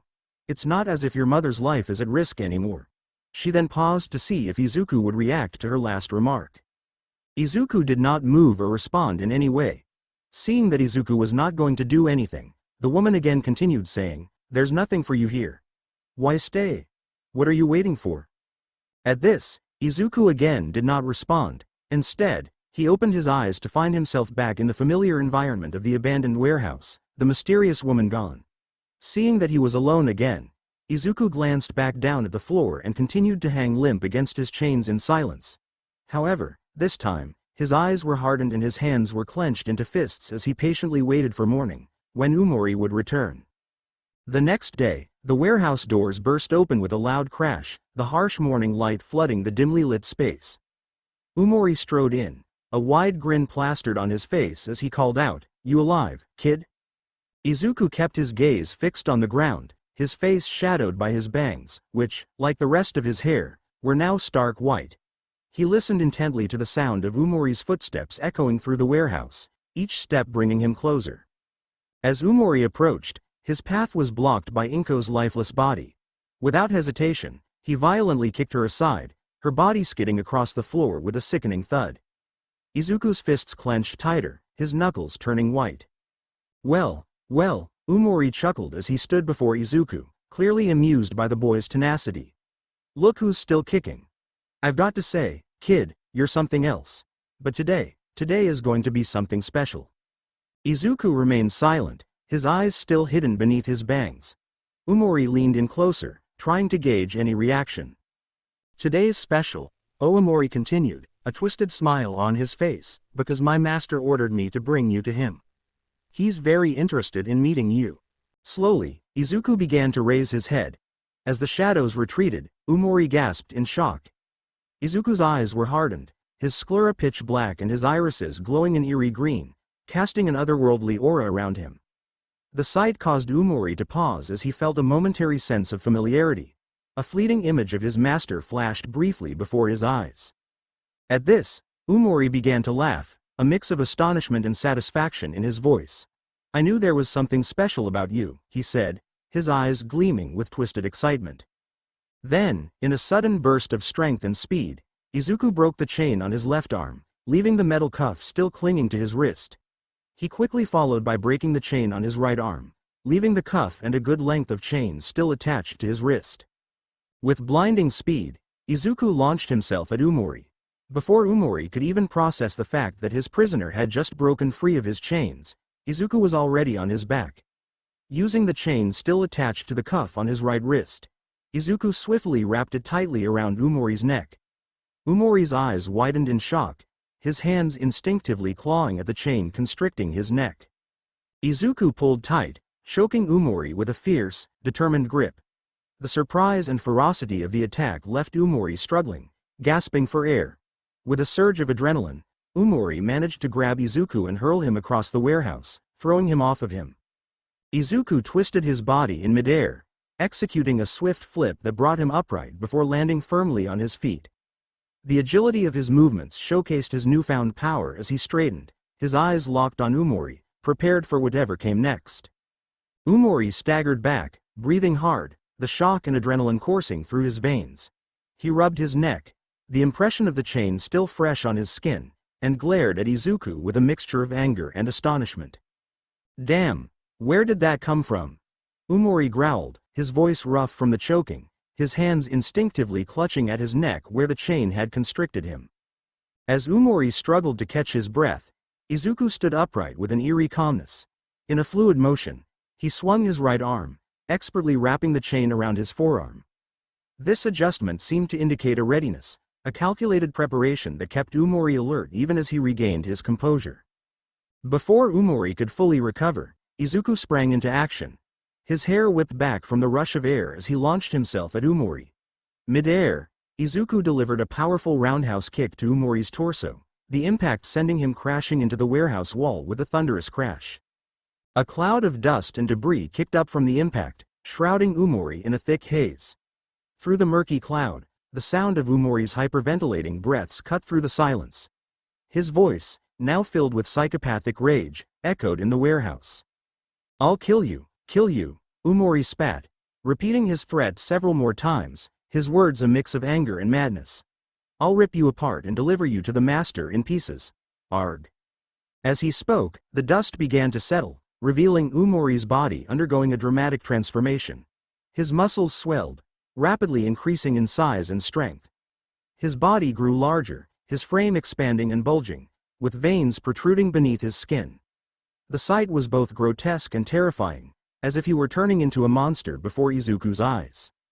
Surprised, Umori sneered, his voice now a deep, rumbling growl. "This is thanks to the second quirk my master gifted me for delivering him your blood." His new form exuded a palpable aura of bloodlust, casting a menacing shadow across the warehouse floor. Narrated by Present Mike. Gumasa Umori, his second quirk, bulk up. He can temporarily amplify the size and strength of his muscles, causing his body to grow larger and more powerful. This quirk grants him immense physical strength and durability, making him a formidable opponent in combat. The transformation process is quite discomforting. The duration for which this quirk can remain active is currently unknown. Izuku, however, remained unfazed by Umori's grotesque transformation. His expression was one of intense anger, his eyes locked onto Umori's bulging form. The unsettling display of power did nothing to shake his determination. With a roar, Umori lunged at Izuku, his massive fist aiming to crush him, but Izuku's reflexes were sharp. He leapt into the air, dodging the attack with agile precision. Mid-air, Izuku twisted and delivered a powerful kick to Umori's face. Umori staggered but quickly recovered. With a growl, he grabbed Izuku by the leg that had struck him. Using his newfound strength, he swung Izuku around and hurled him across the warehouse. Izuku flew through the air, crashing into a wall with a thunderous crash. A cloud of dust and debris kicked up from Izuku's impact, shrouding him from view. Through the haze, a piece of rubble suddenly flew out, striking Umori squarely in the face. The force of the impact tilted his head back, momentarily stunning him. As the dust settled, Izuku stood unharmed, his figure emerging from the cloud. In his right hand, he held another piece of rubble, casually tossing it up and down. His intense gaze remained locked on Umori. "After everything you've done to me, did you really think that would hurt me?" Izuku asked, his voice cold and unwavering. Umori tilted his head back down, revealing a bloody broken nose and a psychotic grin that spread across his face. With a manic glint in his eyes, he activated his original quirk. Suddenly, Izuku's vision exploded with unbearable brightness. The pain was immediate and intense, causing him to drop the piece of rubble he had been holding. He screamed in pain and doubled over, clutching his hands tightly over his eyes, overwhelmed by the blinding assault on his senses. Umori's laughter echoed through the warehouse. "I got you now," he snarled, lunging at Izuku with murderous intent. As Umori approached Izuku midair, an odd tingling sensation began to course through Izuku's eyes despite the pain. Suddenly, Izuku's head shot up, revealing a face contorted in agony as two powerful green lasers burst from his eyes, splitting Umori perfectly in half from the bottom up. The impact was immediate and devastating. Umori's body separated cleanly, with the inner halves cauterizing instantly, each half falling away in opposite directions. Izuku, still reeling from the pain and the sudden emergence of this new power, struggled to control the lasers. The recoil from the powerful lasers caused him to lose his footing. As he stumbled, the laser vision continued to fire uncontrollably, sweeping across the warehouse. The lasers tore through steel and concrete alike, ripping the structure apart. Walls crumbled, support beams shattered, and the entire building began to collapse. Izuku desperately tried to shut off the lasers, but it continued to slice through the building, reducing it to rubble around him. The building began to collapse in on itself, large chunks of debris falling everywhere. Izuku's eyes continued to emit the uncontrollable lasers until a massive piece of rubble plummeted down, crushing him instantly. The impact caused the lasers to cease immediately, and Izuku was buried under the collapsing structure. The entire warehouse crumbled into a heap of debris, dust rising into the air, shrouding the scene in a thick, choking cloud. The cacophony of destruction slowly gave way to an eerie silence, leaving only the sound of settling rubble and the occasional crack of breaking concrete. Hours passed, and the moon rose high into the night sky. Amid the silence, the rubble began to shift. Slowly, a few stones tumbled aside, revealing a hand emerging from the debris. Izuku crawled out, his movements slow and mechanical, a lifeless expression etched on his face. His body had healed from the crushing blow during the time it took for night to fall, but his spirit seemed shattered. He weakly stood, swaying slightly as he surveyed his surroundings. The once imposing abandoned warehouse was now a mound of wreckage, nestled in the middle of nowhere and surrounded by dense trees. In the distance, the faint glow of city lights flickered on the horizon, a stark contrast to the desolation around him. Recognizing the distant glow as Musutafu City, Izuku began to walk towards it, his steps slow and devoid of purpose. The forest closed in around him as he trudged through the woods, each step a struggle against the weight of his exhaustion and the remnants of his pain. By the time Izuku reached the outskirts of Musutafu, dawn was breaking, casting a pale light over the urban landscape. His steps remained slow and heavy as he continued forward, his mind numb and his body still aching from the night's ordeal. Entering the city through a narrow alleyway, Izuku's lifeless gaze took in the unfamiliar surroundings. The alley was littered with trash and debris, graffiti splattered across the walls, the early morning light casting long shadows against the walls.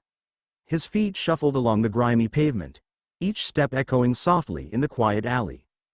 As he moved deeper into the alley, Izuku spotted a damaged mirror leaning against the wall next to a dumpster.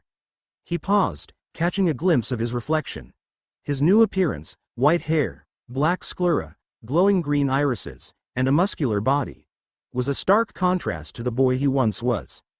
Izuku let out a defeated sigh, the weight of his transformation pressing heavily on his heart. After a moment, he turned away from the mirror and continued to the end of the alley.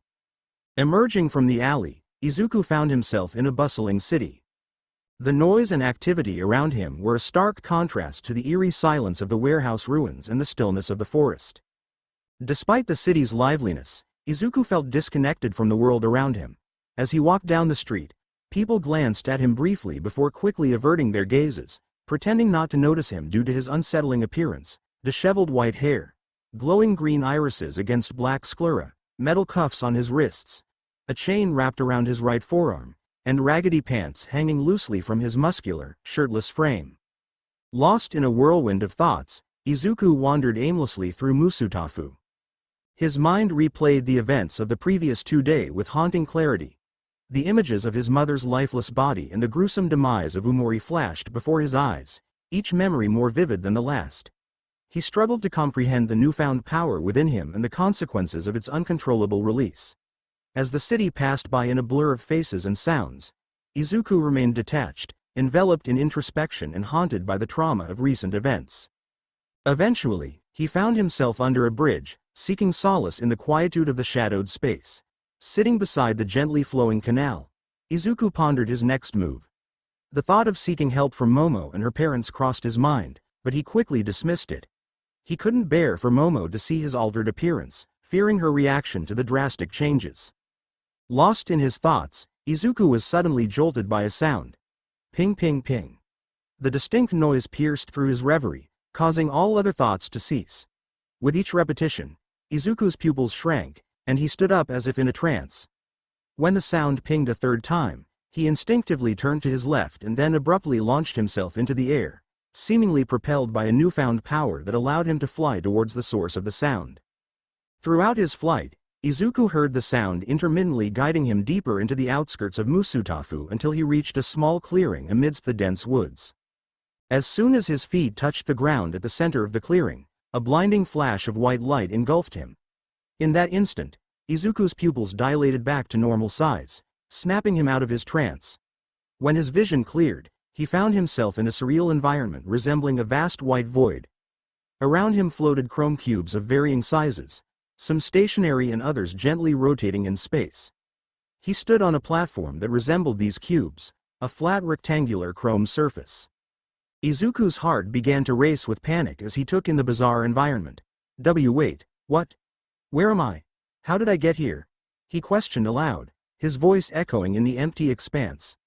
Confusion and disbelief gripped him as he scanned his surroundings, attempting to make sense of his situation.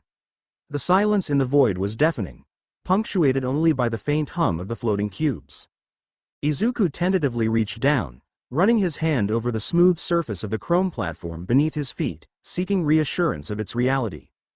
The events leading to this were a blur, yet the solidity of the platform and the eerie calm of the void confirmed he was wide awake. As he touched the platform, trying to piece together how he had arrived here, Izuku suddenly recalled. "Wait, did I just fly here?" he exclaimed aloud, his voice echoing faintly in the empty expanse.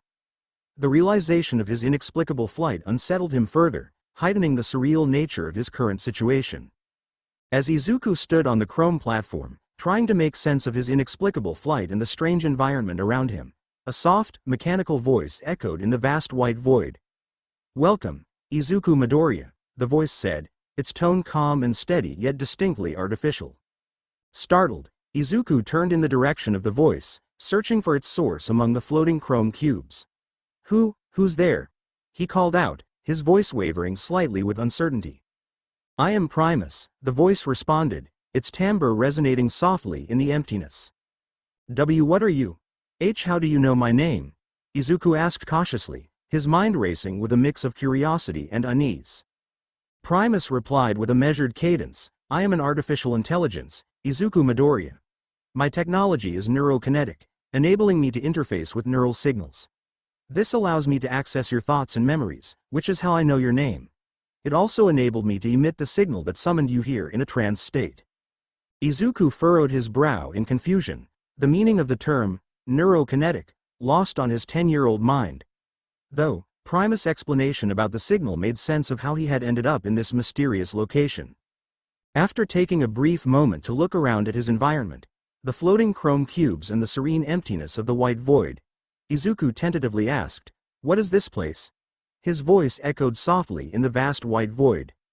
Primus responded, his voice retaining its calm demeanor, "This is the pocket dimension interior of the sanctuary created from your ship." Izuku blinked, confused by what he just heard. My ship? What do you mean?" Primus explained patiently, "I am referring to the spaceship that delivered your spore to Earth." Izuku's brow furrowed deeper. The mention of his spore left him utterly perplexed. Sensing Izuku's confusion, Primus adjusted his explanation. Primus spoke with a measured cadence, "You, Izuku Midoriya, were sent to Earth in a spaceship." What? Are you saying I'm some kind of alien?" Izuku's voice trembled with disbelief, his mind racing with questions. "Indeed. A bellivore, to be more precise," Primus replied calmly. "Belly? What?" Izuku's confusion was evident. Bellivore, a unique artificial species created by the brilliant Dr. Zeno. His goal in creating you was to engineer the most powerful and biologically perfect creature in the universe, Primus explained. "I'm not human." Izuku stammered in disbelief as he glanced down at his hands, trying to process the astonishing truth of his origins. "What about my mom?" he asked quietly, his thoughts returning to Inko Midoriya. "Technically speaking, Inko Midoriya was indeed your biological mother," Primus clarified. "When you were sent to Earth, you were nothing more than a mere spore. A fleshy, white, inanimate sphere no larger than a basketball. Upon arriving on Earth, your ship sampled your mother's DNA and used it to fertilize your spore, resulting in you, Izuku Midoriya, being created." Izuku couldn't help but feel a shiver of weirded-out astonishment at the revelation that he had started off as some kind of spore. Despite this unsettling realization, a wave of relief washed over him knowing that he was indeed biologically related to Inko Midoriya, his mother. He let out a brief sigh, feeling the tension ease from his shoulders. "What about Dr. Zeno? Where is he?" Izuku asked. "Unfortunately, almost immediately after launching the ship housing your spore, Dr. Zeno's lab was raided by intergalactic law enforcement," Primus explained solemnly. "He was arrested under charges of illegal genetic experimentation. Fortunately, your ship managed to evade interception by jumping into hyperspace." Izuku absorbed this information, his thoughts swirling with confusion and curiosity. "Are there any more bellivores out there in the universe?" he finally asked, his voice tinged with uncertainty. "No," Primus replied with certainty. "You are the first and only bellivore that Dr. Zeno was able to create." Izuku blinked, trying to process the weight of being unique in such a profound way. "Why did Dr. Zeno choose to send me to Earth?" he asked, seeking to understand his purpose in this grand scheme. Primus paused briefly before answering. "Dr. Zeno chose Earth because human DNA was needed to complete you." "Why?" Izuku questioned further, his curiosity piqued. Human DNA was necessary because of the unique genetic marker housed within the human genome known among the humans as the Quirk gene, Primus explained. He needed my mom's gravitational pull Quirk? Izuku questioned. No, Primus clarified. The use of Inko Midoriya's DNA to fertilize your spore was a matter of chance. What Dr. Zeno sought was the foundational genetics present in all quirks, which could have been extracted from any human with a quirk. Why? Izuku asked, perplexed. While human DNA was essential for forming your body, the foundational components of the Quirk gene were required so that they could meld with your Belivore DNA, enabling you to spontaneously manifest new abilities in response to survival needs and potentially even subconscious desires. Primus continued, simplifying the complex concept. Your newly acquired acidic blood being the perfect example of this. Izuku's eyes widened at this revelation. But what about me shooting lasers from my eyes and me flying here? Primus responded with calm assurance, your laser vision and flight are not newly manifested abilities. They are among your natural Belivore abilities, just like your healing factor and your ability to grow stronger after recovering from injuries. Abilities you are already quite familiar with. Izuku furrowed his brow, pondering for a moment before asking, do I have any other natural abilities? Indeed, Primus answered, you possess a photographic memory, allowing you to effortlessly recall and retain vast amounts of information. Moreover, you are biologically immortal, meaning you will not age past your prime and will remain in peak physical condition indefinitely. Your laser vision, meanwhile, is merely an application of a much grander ability. Izuku listened intently, struck by the revelation of his photographic memory. It dawned on him that this ability was likely why he excelled in school. Everything seemed to click into place. Mixed feelings stirred within him regarding his apparent immortality, unsure how to fully grasp such a revelation.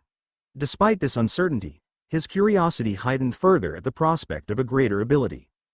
This ability, Primus continued, is a connection to an alternate dimension, through which you can tap into extra-dimensional energies and utilize them in various ways. Intrigued, Izuku urged Primus to explain further. Firstly, your body passively sustains itself using the extra-dimensional energies it draws from this dimension, making you self-sustaining and independent of oxygen, water, food, and the need for sleep for survival, Primus elaborated. Secondly, you can manipulate and utilize these energies in various ways. For instance, you can generate force fields, emit energy beams from your hands or eyes, and even release powerful energy pulses that radiate omnidirectionally from your body. Izuku stared at his hands, processing Primus' revelations with a mix of shock and awe. The idea that he was inherently sustained by extra-dimensional energies, free from the basic needs of human biology, was staggering. It explained why he had never felt hunger, thirst, or the need for sleep, a realization that dawned on him with clarity. His mind raced, connecting the dots between his abilities and the life he had lived thus far. As Primus continued to detail the ways in which Izuku could manipulate these energies, from generating force fields to emitting energy beams, Izuku's awe only deepened. Each revelation expanded his understanding of the incredible potential within him. However, Izuku's awe abruptly gave way to curiosity when a question regarding Dr. Zeno entered his mind. Wait, if Dr. Zeno was an alien, then how could he have possibly know about quirks? Simple. Dr. Zeno was the one responsible for causing the quirk phenomenon, Primus answered. At this, Izuku's eyes widened in disbelief. Before he could voice his question about how Dr. Zeno could possibly be responsible for the existence of quirks, Primus continued, roughly a century before your creation, Dr. Zeno visited Earth and unleashed a disease he created, which resulted in the emergence of quirks among humanity. Izuku blinked rapidly, trying to process the bombshell of information dropped by Primus. Dr. Zeno unleashed a disease that caused quirks? His voice wavered with a mixture of disbelief and curiosity. Yes, Dr. Zeno's manipulation of human genetics through this disease altered the course of human evolution, leading to the manifestation of quirks as we know them today, Primus answered. Suddenly, Izuku's eyes widened as fragments of information about a theory he once read regarding the potential origin of quirks resurfaced in his mind. I remember reading about a theory once, he began slowly, his voice tinged with realization. A research group suggested that the sudden appearance of quirks might have been triggered by a pathogen carried by mice. They hypothesized that this pathogen somehow altered human genetics, leading to the emergence of quirks. As Izuku spoke, he mentally connected the dots, considering how this theory aligned with Primus' explanation about Dr. Zeno's involvement with the creation of quirks. His thoughts raced, trying to reconcile the information he had read with the astonishing truth now being presented to him. That theory is very close to the truth, Primus said. While researchers were correct in identifying a pathogen as the catalyst for quirk development, the detail they missed was that mice were not the source of this pathogen. Why would Dr. Zeno want to create quirks among humans? Izuku asked, his voice tinged with curiosity. Dr. Zeno viewed humanity as easy test subjects, Primus explained. He believed that by exposing humans to his pathogen, he could trigger some form of beneficial evolutionary response that he could study, harness, and potentially utilize in his quest to create the perfect life form. So, quirks were just the end result of an experiment. A small part of Dr. Zeno's grand plan to create me? Izuku questioned. Exactly. You, a Bellivore, are the culmination of his research, Primus said. By combining the most advantageous traits from various genetic sources, including the quirk gene developed in humans, he aimed to create a new species that embodied the pinnacle of evolution. You, Izuku, are the result of that endeavor. A being with unparalleled potential, a testament to Dr. Zeno's vision. Izuku stood in stunned silence, feeling overwhelmed by everything he had just learned. I need some time to process all of this, he finally managed to say, his voice tinged with uncertainty. Of course, Primus responded gently, this is all a lot to take in. I want to leave, Izuku said, his voice gaining a bit more steadiness. Very well, Primus replied. But before you go, however, there is something you must know. I and this place were designed specifically to aid and guide you. This place is your sanctuary. Should you ever need assistance, guidance, or shelter, remember that you can always return here. Izuku nodded, a mix of emotions churning within him. Stand by, Primus instructed. A blinding flash of white light engulfed Izuku. When the light faded, he found himself standing once again at the center of the small clearing amidst the dense woods. He took a moment to gather his thoughts, then flew up into the air, propelling himself into the sky. Flying back towards Musutafu, Izuku's mind raced with everything he had learned. He landed at the outskirts of the city, touching down softly and making his way into the city through another alleyway. For several days and several nights, Izuku wandered the city, feeling disconnected from the constant motion around him. The city's ceaseless activity contrasted sharply with the storm of thoughts swirling in his mind. He replayed the events that had brought him to this point, the torture he endured at the hands of Umori, his mother's tragic death, his new appearance, and him killing Umori. The revelation of his alien origin weighed heavily on him as well, causing him to feel a deep sense of identity crisis. Adding to his troubled mind was the bitter feeling of abandonment, knowing that no heroes had come to save him or his mother, which fostered a deep sense of resentment within him. Early into his wandering, Izuku's desire to remain unseen and left alone had resulted in him spontaneously manifesting the ability to generate an aura around himself that made both him and what he was wearing completely invisible. This newfound ability allowed him to move through the city without drawing any attention, allowing him to think in peace without interruption. As he moved through the city undetected, one thought repeatedly rose to the forefront of his mind: Umori's supposed master, who had rewarded him with a second quirk. The idea of someone having the power to bestow additional quirks onto others was unheard of. Who could possibly possess such a power? And what kind of monster must they be to use it to reward someone for stealing a child's blood? The question gnawed at him, adding another layer of unease to his already turbulent mind. One night, while wandering through Musutafu City Park, Izuku, still invisible, stumbled upon a crime in progress. A villain with a mutant-type quirk that gave him octopus tentacles was attempting to sexually assault a young woman. The woman was on the ground, wrapped up in the man's tentacles, struggling to break free. One of the tentacles was wrapped around her mouth, muffling her screams for help and preventing her from calling out to anyone who might pass by. Overwhelming anger surged through Izuku as he witnessed the scene. Without thinking, he focused his gaze on the assailant and fired his laser vision. The green laser beams struck the villain's head, causing it to burst apart and killing him instantly. The woman, initially frozen in terror, squirmed free from the now lifeless tentacles of her assailant. She scrambled to her feet, her eyes wide with shock and confusion. Seeing the gruesome scene but unaware of Izuku's presence due to his invisibility, She let out a choked sob before fleeing the park, desperate to get as far away from the horror as possible. Izuku stood there, watching her disappear into the night.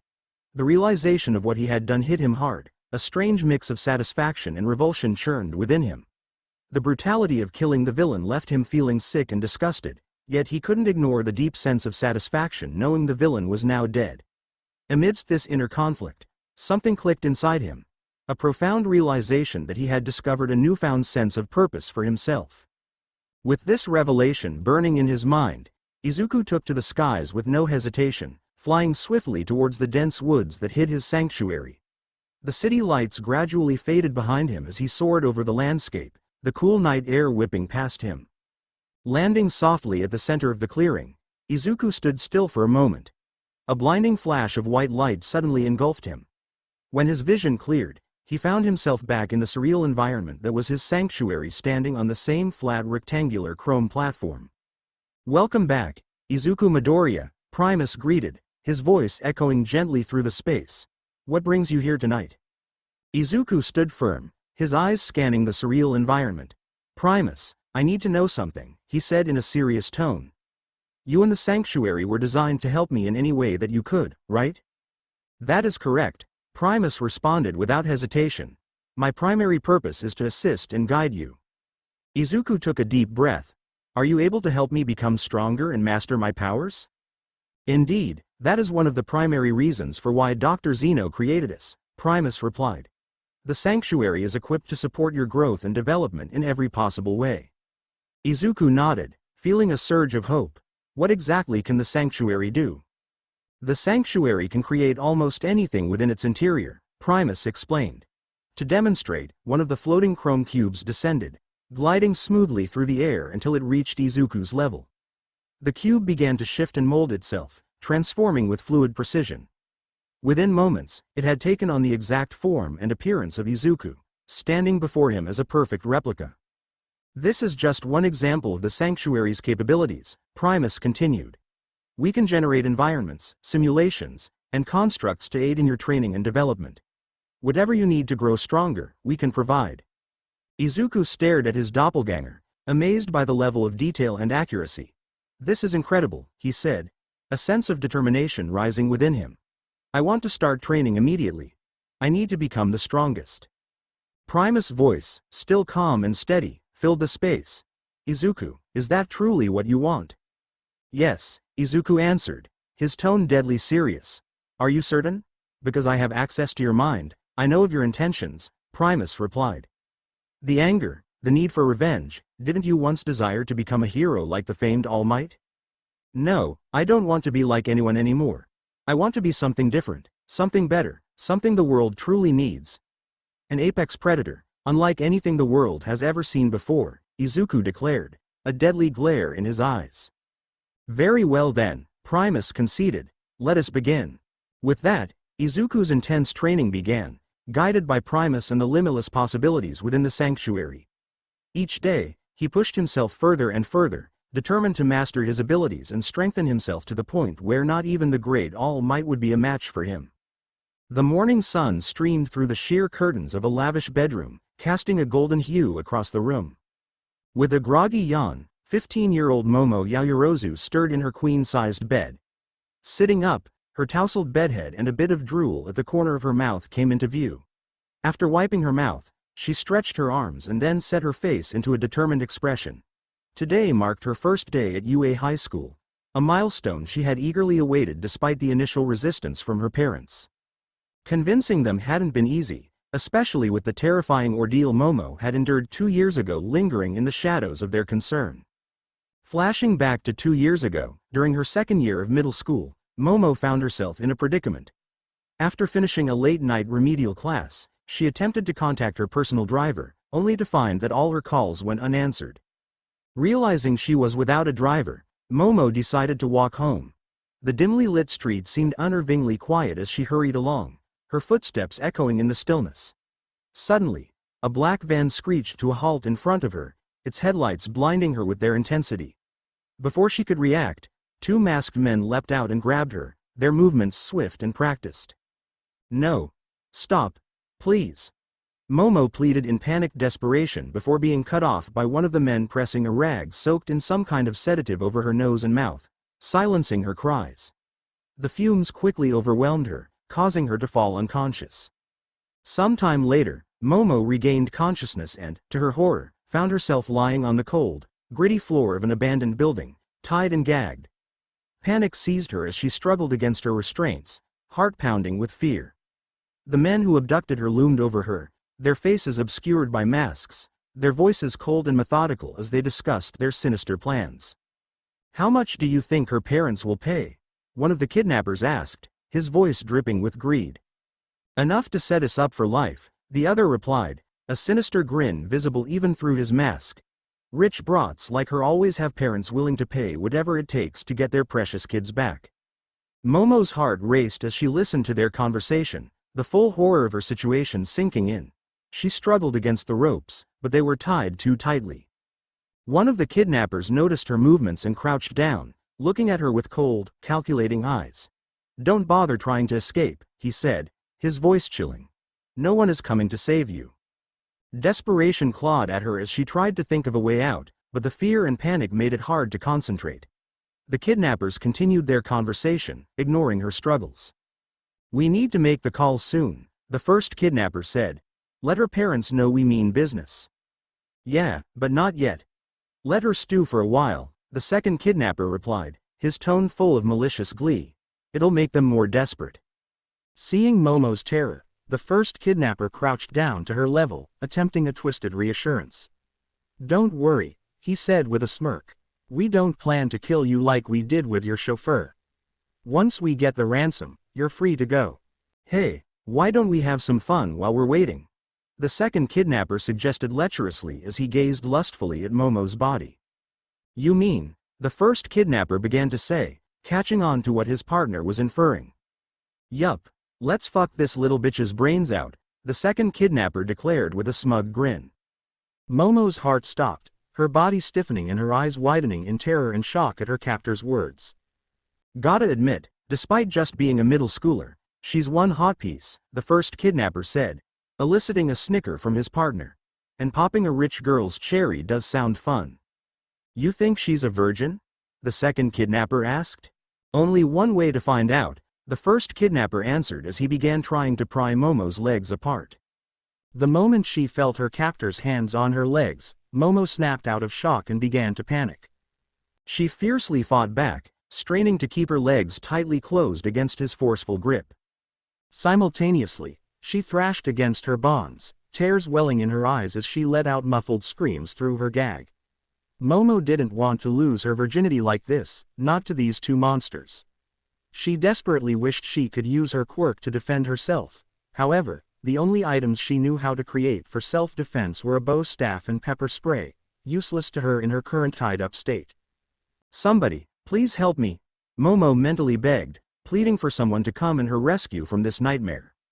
Suddenly, just as the first kidnapper was beginning to make some progress in prying Momo's legs apart, a deafening crash caused him to let go. Both he and his partner flinched, shielding themselves from the debris and dust flying through the air. As the debris settled, they cautiously lowered their arms and directed their attention toward the source of the crash, only to see dust filling the air, obscuring their vision. Readying themselves for what they anticipated to be a hero's arrival, Momo's captors got into fighting positions, prepared to use their quirks to defend themselves. As the dust settled, revealing the aftermath of the shattered wall, the kidnappers' faces contorted with a mixture of fear and defiance as they laid eyes on who had burst through the wall. Meanwhile, Momo's face contorted in shock as she took in the unexpected scene. They beheld an enigmatic figure floating in the air before them. The figure appeared to be male and was dressed entirely in black, wearing a skin-tight bodysuit, boots, a cloth mask covering his entire head save for 2 eye holes, and a hooded cloak that reached down to his ankles. He surveyed the room with an unreadable expression.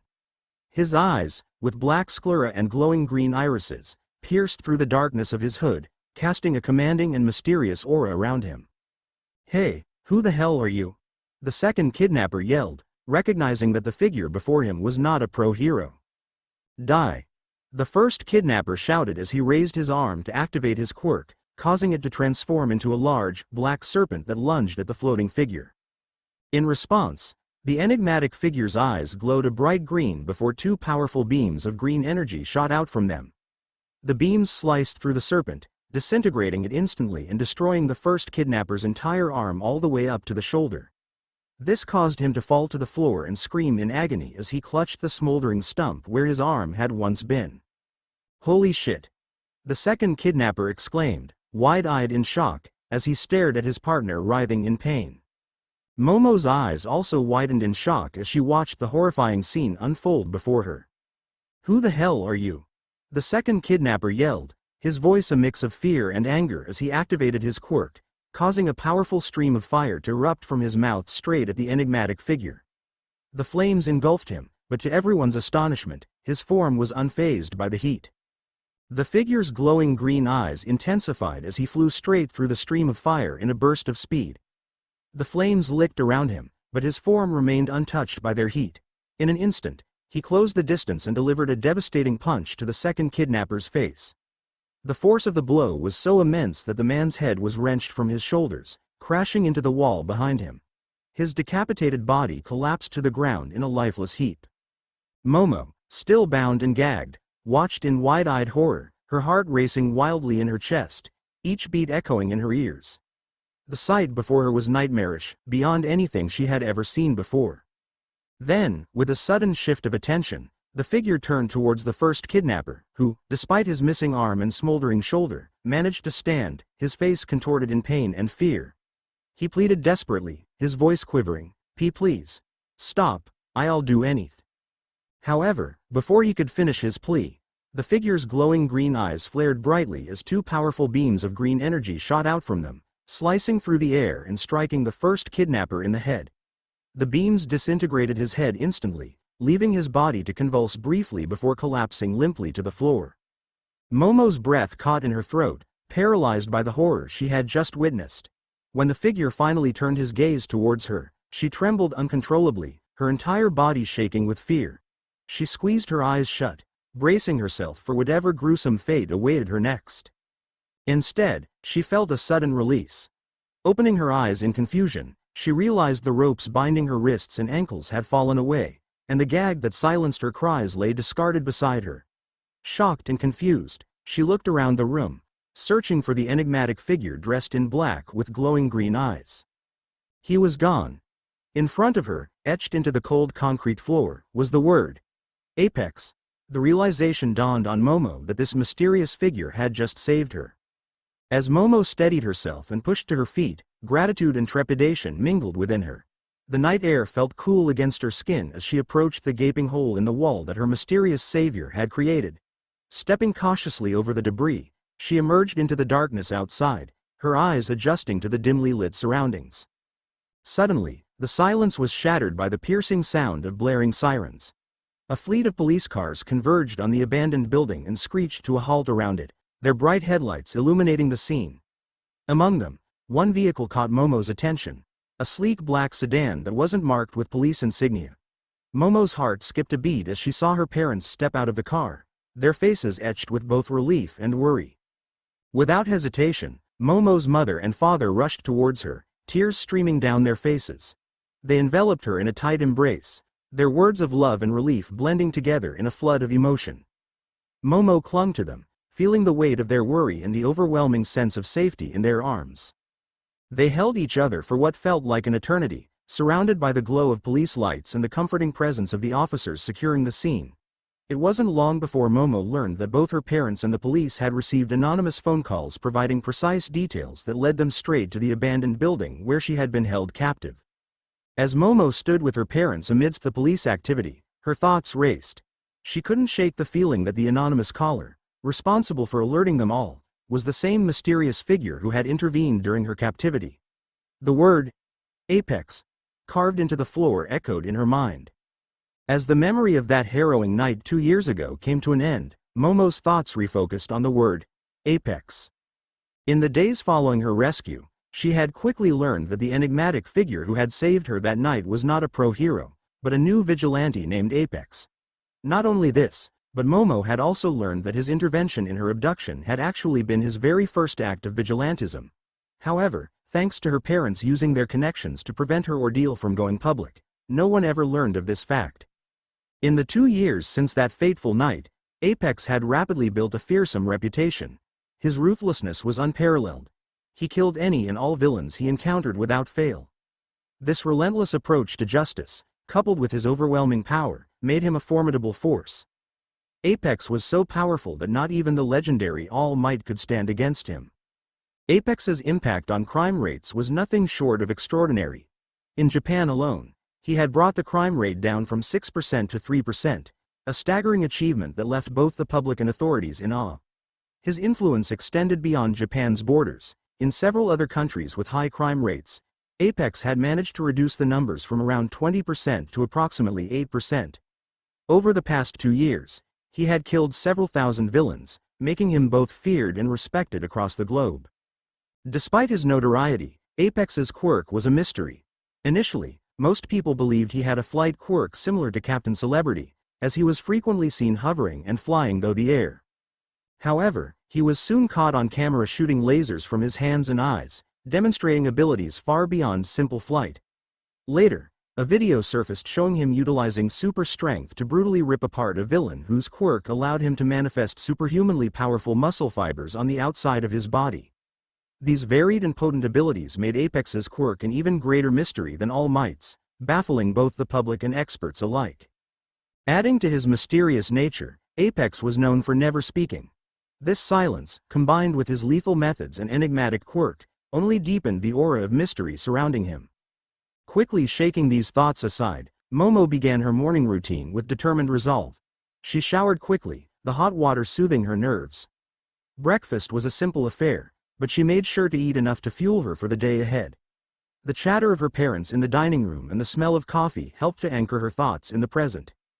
After breakfast, Momo returned to her room and changed into her freshly pressed UA high school uniform.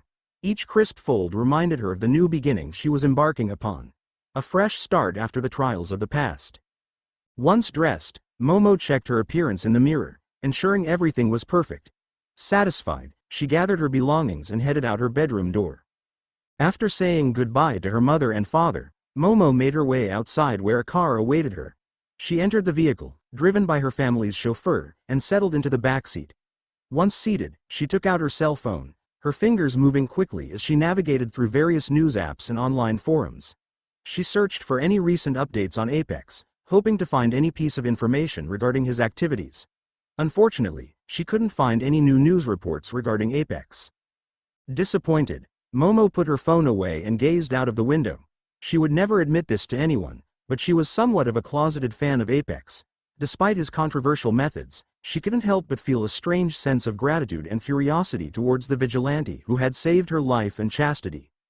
Apex's ruthlessness and mystery intrigued her, and she often found herself wondering about his true motives and identity. Upon arriving at UA, Momo looked up at the prestigious school in all its glory. A smile spread across her face as she took in the sight, feeling a swell of pride for all the hard work and training she went through to get herself here. UA High School, the #1 hero school, the alma mater of All Might himself. It was everything she had dreamed of. Entering the school, she found herself in the bustling hallways of UA, filled with students and teachers bustling about, each with their own unique quirks and stories. Momo made her way through the corridors, eventually finding her classroom, 1A. The first thing that caught her eye was the size of the classroom door. It was larger than usual, clearly designed to accommodate students with gigantification quirks. She shrugged off the thought and opened the door, stepping into her new classroom. Inside, a good number of students were already present.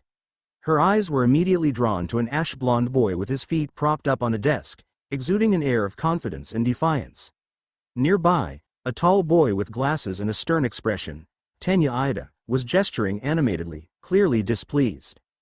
"You shouldn't be disrespecting this academy by scuffing school property, you cretin," Ida said, admonishing the ash-blonde boy. The ash-blonde boy turned to him, a fierce yet amused expression on his face.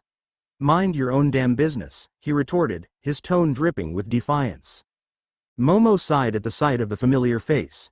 "Just my luck," she muttered under her breath, recognizing him instantly as Katsuki Bakugo, the guy who used to bully her when they were grade schoolers.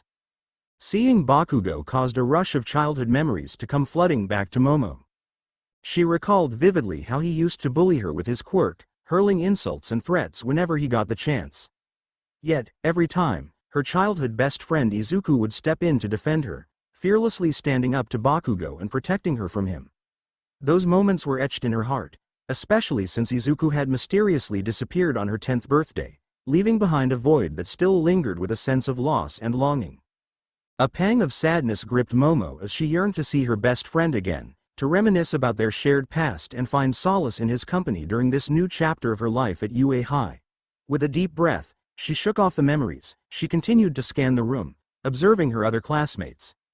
Each student seemed to have their own unique presence, hinting at the diverse range of quirks and personalities she would be encountering. Her gaze landed on a very short boy with a head of short dark purple hair with 4 large ball-shaped clumps resembling a mohawk, Minoru Mineta, who was staring at her with an unsettling intensity. A wave of disgust washed over her as she recognized the familiar look of lust in his eyes. A pervert, great, Momo thought to herself sarcastically as she rolled her eyes. Momo had a history with perverts, a very bad history. She blamed her mother's genes for her early development at the age of 7. Throughout her middle school days, rich and snobby boys had tried to arrange marriages with her, viewing her as nothing more than a status trophy or an object of pleasure. Fortunately, her loving parents had always intervened, declining those proposals once her father uncovered their true intentions. She was grateful that her parents allowed her the freedom to choose someone she truly loved, rather than someone she despised.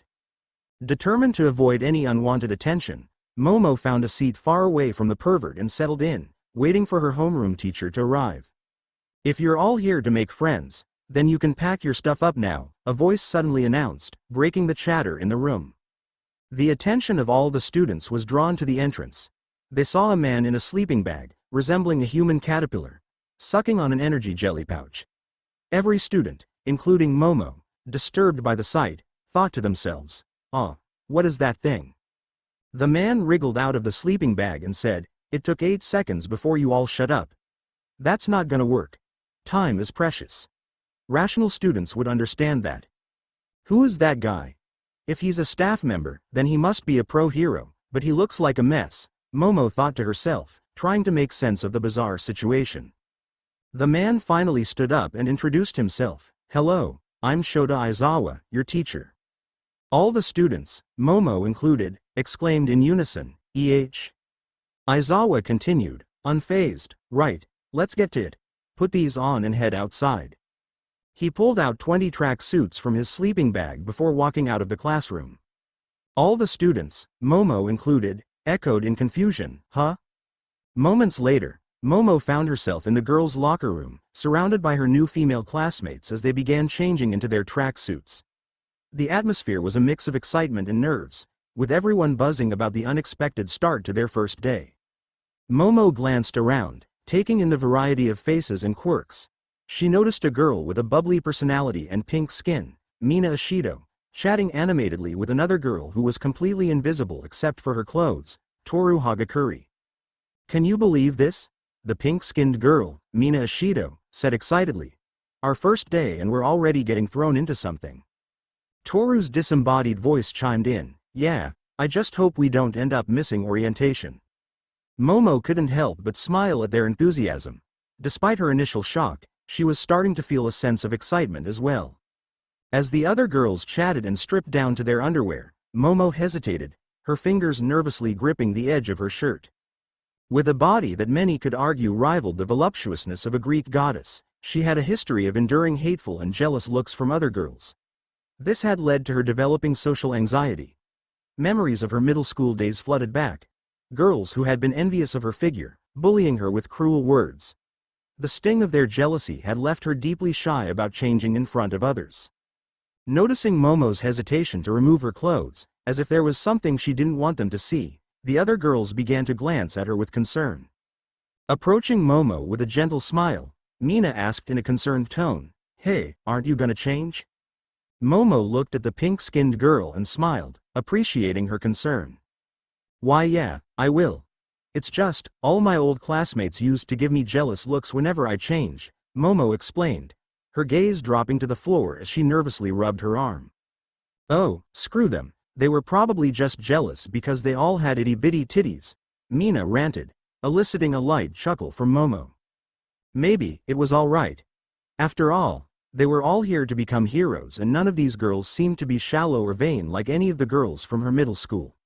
They wouldn't give her dirty looks, say mean things, or spitefully start false rumors about her. Taking a deep breath, Momo closed her eyes and slowly began to remove her clothes, revealing the black bra and panties underneath. Now in her underwear, Momo stood rigid with her eyes still closed, anticipating some form of negative reaction from her female classmates. After a few seconds, Momo decided to crack one eye open to peek at how her classmates were reacting. To her surprise, they weren't glaring at her in jealousy or resentment. On the contrary, they were all staring at her with looks of amazement and maybe even admiration. Opening her eyes completely, Momo looked back at the girls sheepishly. What? Momo asked nervously. Damn. You are stacked, Mina exclaimed in amazement, causing Momo's cheeks to flush with embarrassment. While it might seem like Mina was exaggerating, she wasn't. Even Momo had to admit she was very developed for her age. In fact, if her mother was any indication, there might actually be quite a bit more development ahead of her still. Though, in all honesty, Momo sincerely hoped that her breasts wouldn't grow beyond their current size, as the drawbacks of reaching her mother's impressive size wouldn't be worth it. However, given the rather uncanny resemblance between herself and her mother when she was her age, the odds seemed stacked against her, much to her grief. Man, and I thought I was big, Mina continued as she lifted her pink breasts up slightly before dropping them down, causing them to briefly bounce up and down. And I'm a G-cup.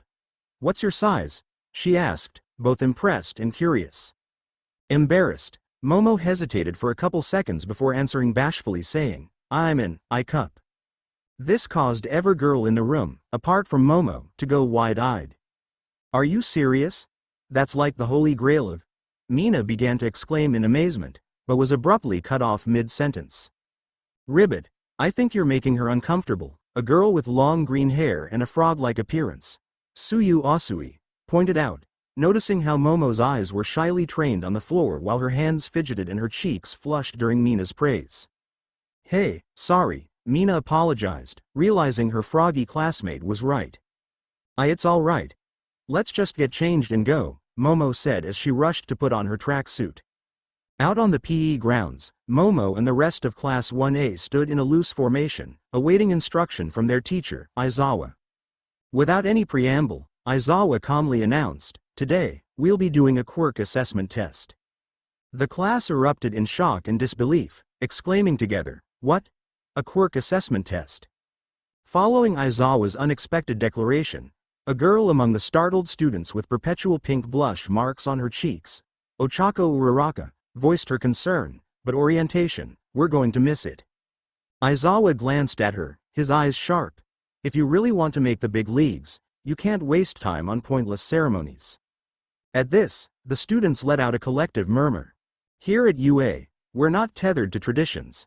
That means I get to run my class however I see fit, Aizawa continued. Another collective murmur echoed from the students. You all have been taking standardized tests most of your lives, but none of you have ever utilized your quirks in physical exams before. The country's still trying to pretend we're all created equal by not letting those with the most power excel. It's not rational. One day, the Ministry of Education will realize that, Aizawa explained succinctly. Aizawa turned his attention to Bakugo. Bakugo, you were the top scorer in the entrance exam, he stated, prompting Bakugo to grunt in response to the sudden focus on him. Aizawa continued, What was your farthest distance throw with a softball when you were in junior high? Bakugo shrugged, thinking back, 67 meters, I think. Aizawa nodded. All right then. Try doing it with your quirk. Moments later, Bakugo was standing in the middle of the pitching circle, the softball clutched tightly in his hand as he prepared to demonstrate his quirk. Aizawa, standing outside the circle, spoke calmly but firmly, anything goes. Just stay in the circle. Bakugo smirked, his confidence palpable. All right, man. You asked for it, he muttered. In his mind, Bakugo thought, I'll add a little heat to my pitch and drop their jaws. With fierce concentration, Bakugo wound up his arm, channeling his quirk into the hand holding the ball. As he threw the ball, he unleashed a powerful explosion from his palm, propelling the softball forward with tremendous force. "NGH, Yura!" Bakugo shouted, the explosion echoing across the field. The ball soared through the air, a trail of smoke marking its path as it flew further than any of the students had ever seen. The onlookers watched in awe, their jaws dropping at the sheer display of power. After a few moments, the ball finally landed with a distant thud. Aizawa looked down at his phone, which he had been using to measure the distance of the throw. He held it up to the class, revealing the result: 705.2 meters. "Whoa! 705 meters?"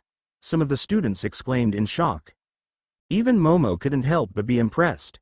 She knew Bakugo had a strong quirk, but she had no idea he had this much power. Aizawa, unfazed by the commotion, addressed the students calmly. "Knowing your maximum capabilities is the most rational way of determining your potential as a pro hero." A tall boy with dark hair and uniquely shaped elbows, Honta Siro, spoke up with a wide grin on his face. "Now this is what I'm talking about, using our quirks as much as we want." Siro, as Momo recalled his name, looked thrilled. Mina chimed in as well, her excitement palpable. "Cool, this is gonna be fun." Aizawa's expression darkened. "So, this looks fun, huh?" "Oh," Momo thought, not liking the look on her teacher's face. Aizawa continued, "You have 3 years to become heroes, and you think it's all games and playtime? Wrong. Today, you'll compete in 8 physical tests to gauge your potential. The one who comes in last will be expelled immediately." "Huh?"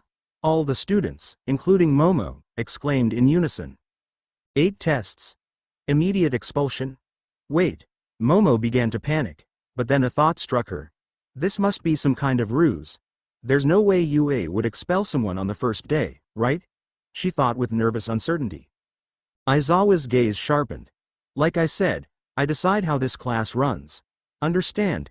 If you have a problem with that, feel free to go home now." Ochako spoke up in protest. "You can't send one of us home, we just got here. Even if it wasn't the first day, that's still not fair." The other students murmured in agreement, sharing her sentiment. Aizawa responded, his voice low and serious, "Life isn't fair. Heroes face natural disasters, power-hungry villains, catastrophic accidents wiping out whole cities. It's their job to combat that unfairness." He paused for a moment, letting his words sink in among the students. Aizawa continued, "If you want to become a pro, you're going to have to push yourself to the brink. For the next 3 years, UA will throw one terrible hardship after another at you. So go beyond. Plus ultra style. Show me it's no mistake that you're here." The students listened intently, some exchanging uncertain glances, absorbing the weight of Aizawa's words. "But first," Aizawa said, turning his attention to Momo. "You were the top scorer in the recommendation entrance exam, right?" Momo's eyes widened slightly. "Why yes, sir," she answered nervously, her voice a bit shaky. Aizawa nodded and threw her a softball. "Throw this using your quirk." Momo caught the ball, taking a deep breath to steady herself. She then walked to and stood in the middle of the pitching circle, her classmates watching intently. "Huh, so 3D printers here," Bakugo thought with a sneer, finally noticing that Momo was one of his classmates. "What's she gonna do? Make a baseball bat or something?" he thought mockingly. Focusing intently, Momo prepared to demonstrate her quirk. Her body and eyes began to glow, enveloped in a crackling blue and pink bioelectric aura. In her head, she exclaimed, "One for all. Total veiling 5%. With a burst of power, Momo hurled the ball with all her might. The ball shot forward with incredible speed. Aizawa observed the display without a hint of surprise, his expression remaining neutral. As the ball eventually landed far in the distance, he glanced down at his phone to determine the distance of the throw. He held it up to the class, revealing the result: 706.1 meters. "Whoa, 706 meters?" some of the students exclaimed in shock. Mina cheered enthusiastically, "Woohoo, way to go girl." A boy with short blonde hair and a black lightning-shaped streak in his hair, Denki Kaminari, pointed out, "Hey, she scored higher than that other guy." Bakugo stood there, slack-jawed in shock at Momo's display of explosive strength. What the hell was that? He thought, eyes wide with disbelief. Her quirk just gives her the ability to create things. This is impossible. Bakugo's shock quickly turned into rage as he clenched his fists. I'm getting to the bottom of this. Without warning, Bakugo rushed at Momo, hands crackling with tiny explosions. Hey, 3D printer, you bitch, tell me how you did that or you're dead. He yelled, fury etched on his face. Momo's eyes widened in panic, but before Bakugo could reach her, Aizawa's scarf swiftly restrained him, pulling him back. Stand down, Bakugo, Aizawa said both calmly and authoritatively. Bakugo struggled against the restraints, his eyes burning with a mixture of confusion and anger as he struggled to turn his head to look at his teacher. Why the hell is your scarf so strong? Because it's a capture weapon made of carbon fibers and a special metal alloy, Aizawa answered. Bakugo suddenly realized he couldn't use his quirk. His eyes widened in shock. Why can't I use my damn quirk? Because I erased it using my quirk. Erasure, Aizawa explained calmly, his eyes glowing red from the activation of his ability. Bakugo gritted his teeth but stopped his struggling, realizing he was powerless against Aizawa's quirk. Aizawa, seeing Bakugo's compliance, released him from his capture weapon. Don't waste time like that again, Aizawa warned in a stern tone. Bakugo shot a glare at Momo but stayed silent, his fists clenched at his sides. The rest of the class watched in tense silence, the weight of Aizawa's authority settling over them.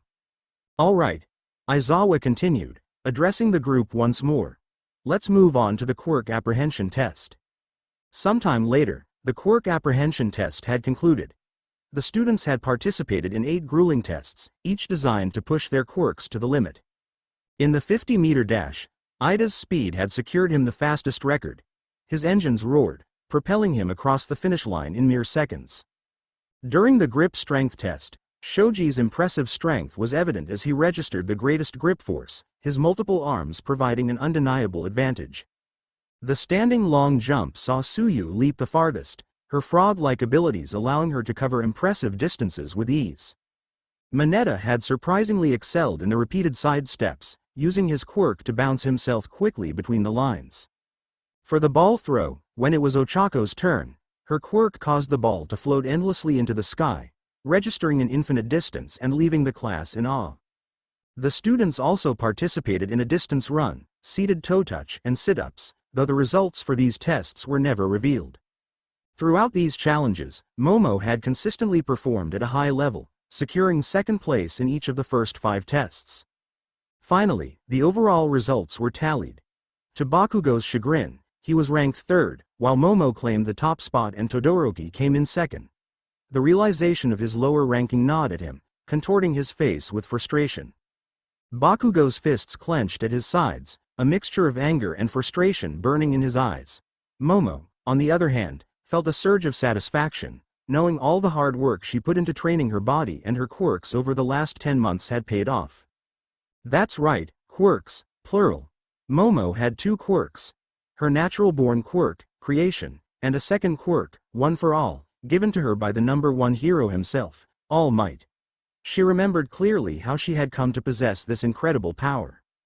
Flashing back to 10 months prior, Momo was walking home, carrying a few educational books she had bought to aid in her training with her creation quirk. The empty street was quiet and serene, with only the sound of Momo's soft humming breaking the silence. She felt a sense of purpose and excitement about her future training, her mind buzzing with anticipation. Suddenly, a loud crash echoed behind her. Startled, Momo turned to see a manhole cover burst from the ground. From the gaping hole, a large mass of dark green sludge began to emerge, writhing and oozing. As it moved, 2 big, round eyes and a mouth filled with jagged teeth appeared, revealing it was some kind of creature. A villain? Momo mentally questioned in uncertainty. The creature's eyes locked onto Momo, who stood frozen in shock and fear. He looked her up and down with a lustful gaze. Hey there, gorgeous. Sorry, but I need a place to hide and you'd make the perfect skin suit for me to hide in, the creature, now revealed to be a villain, said with a sinister smile. Then, without warning, the sludge villain lunged at her, causing her to scream briefly before getting engulfed in the villain's amorphous body. Don't worry, baby. I'm just hijacking your sexy lil body. Just relax. It'll only hurt for. The villain began, but was abruptly cut off as he was suddenly electrocuted. The sludge villain convulsed violently as the shock surged through him, causing him to involuntarily loosen his grip. As the electrocution persisted, Momo managed to break herself free from the villain's grip, falling to the ground and gasping for air. Now free from the sludge villain's body, it was revealed that Momo was holding a stun gun that she had presumably created using her quirk.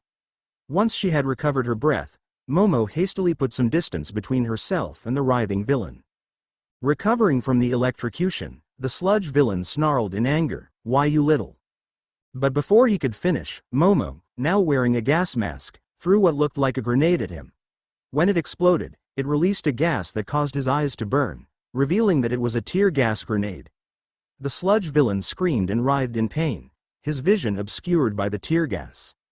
It was at this moment that a powerful presence emerged from the same hole the villain had come from.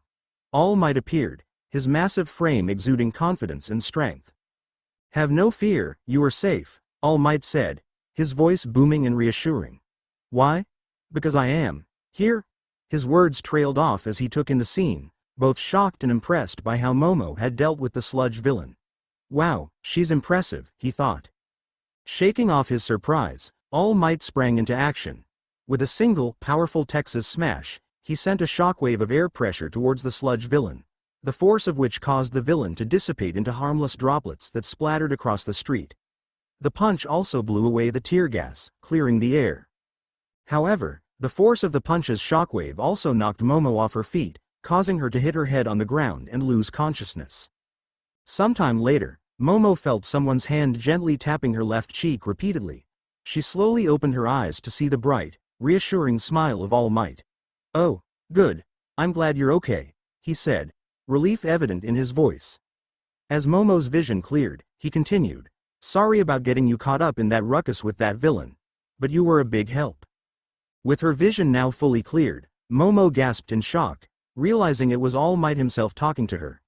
Before she could respond, All Might continued speaking while held up a bottle containing the captured sludge villain, saying, "With your help, I safely captured the evildoer. Thank you." Momo blinked in astonishment before quickly scrambling to her feet. She then bowed her head respectfully and stammered, "I didn't do much." All Might chuckled warmly. "Nonsense. You kept your composure and even managed to fend off the villain until I arrived. That's commendable, especially for someone as young as you. I'm sure you'll make a great hero one day."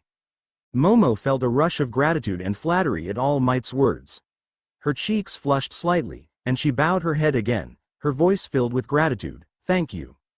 "You're welcome, young lady," All Might replied kindly. "Well, I've got to get this guy to the police. Stay out of trouble, see you around." His smile widened as he gave a final thumbs up. With a powerful leap, he disappeared into the distance. Momo stood there for a moment, watching All Might disappear from view. She clutched her books tightly, the encounter leaving her more motivated than ever. As she resumed her walk home, her mind buzzed with the possibilities of her future, her heart set on becoming the hero All Might believed she could be. Sometime later into her continued walk home, Momo was abruptly shaken from her thoughts by the sound of an explosion. Her heart raced with curiosity and concern as she rushed toward the source of the blast. Arriving at the scene, Momo's eyes widened in horror. The same sludge villain that had attacked her earlier was back, having somehow escaped All Might and taken a hostage. A boy with ash blonde hair and a fierce expression, who Momo recognized as Bakugo. The villain was using him to go on a rampage, wreaking havoc with Bakugo's quirk, explosion. Fires blazed around them, and the chaos made it nearly impossible for the heroes on the scene to intervene effectively. Bakugo was desperately trying to break free, using his quirk to blast at the sludge, but his efforts only resulted in more fires and destruction, further complicating the situation for the heroes. The sludge villain, more determined this time, was trying to take over Bakugo's body just as he had attempted with Momo. Only now, he was more successful, managing to worm his sludge body into Bakugo's mouth, slowly suffocating him. People and heroes watched helplessly, unable to assist Katsuki as the sludge villain continued his rampage. Seeing this, Momo felt a surge of moral determination. She couldn't stand by any longer. She had to do something to save Bakugo and stop the villain. Ignoring the warnings from the heroes on the scene, Momo rushed toward Bakugo. "Stop, it's too dangerous," Death Arms shouted, but she didn't slow down. Among the crowd, a certain blonde-haired, lanky man stood stunned, recognizing Momo's bravery. As Momo got closer, she used her quirk to create a taser that she aimed at the sludge villain and fired, sending two dart-like electrodes connected by wires to connect with his amorphous body. As the electrodes made contact, electricity crackled through the sludge villain's form, causing him to scream and convulse in pain. As the sludge villain convulsed, his grip weakened, unintentionally freeing Bakugo's mouth. Without wasting a second, Momo then created a grenade-like weapon and threw it at the sludge villain. The grenade exploded, releasing a liquid that splashed all over the sludge villain. As the liquid made contact, the sludge villain began to dissolve and lose shape, revealing that the grenade had released a powerful dissolving chemical. Desperate and weakened, the sludge villain angrily gurgled out, "You little bitch," before attempting to attack Momo. However, before the attack could land, All Might burst onto the scene and intercepted the sludge villain's attack. "I said it once and I'll say it again," he declared with a reassuring smile, looking directly at Momo. "Young lady, you will make a great hero one day." Then, in a burst of incredible speed, All Might closed the distance to the sludge villain and grabbed Bakugo's arm through the green sludge. With Bakugo's arm now securely in his grip, All Might yelled, "Detroit Smash!" as he delivered a powerful punch that generated a shockwave of air pressure that obliterated the sludge villain, freeing Bakugo and ending the threat. After the intense battle, All Might found himself swarmed by eager reporters, while Momo found herself being scolded by the heroes for her reckless actions. The heroes emphasized the danger Momo had put herself in and stressed the importance of not interfering in hero operations without proper training and support. She listened solemnly, feeling the weight of their criticism.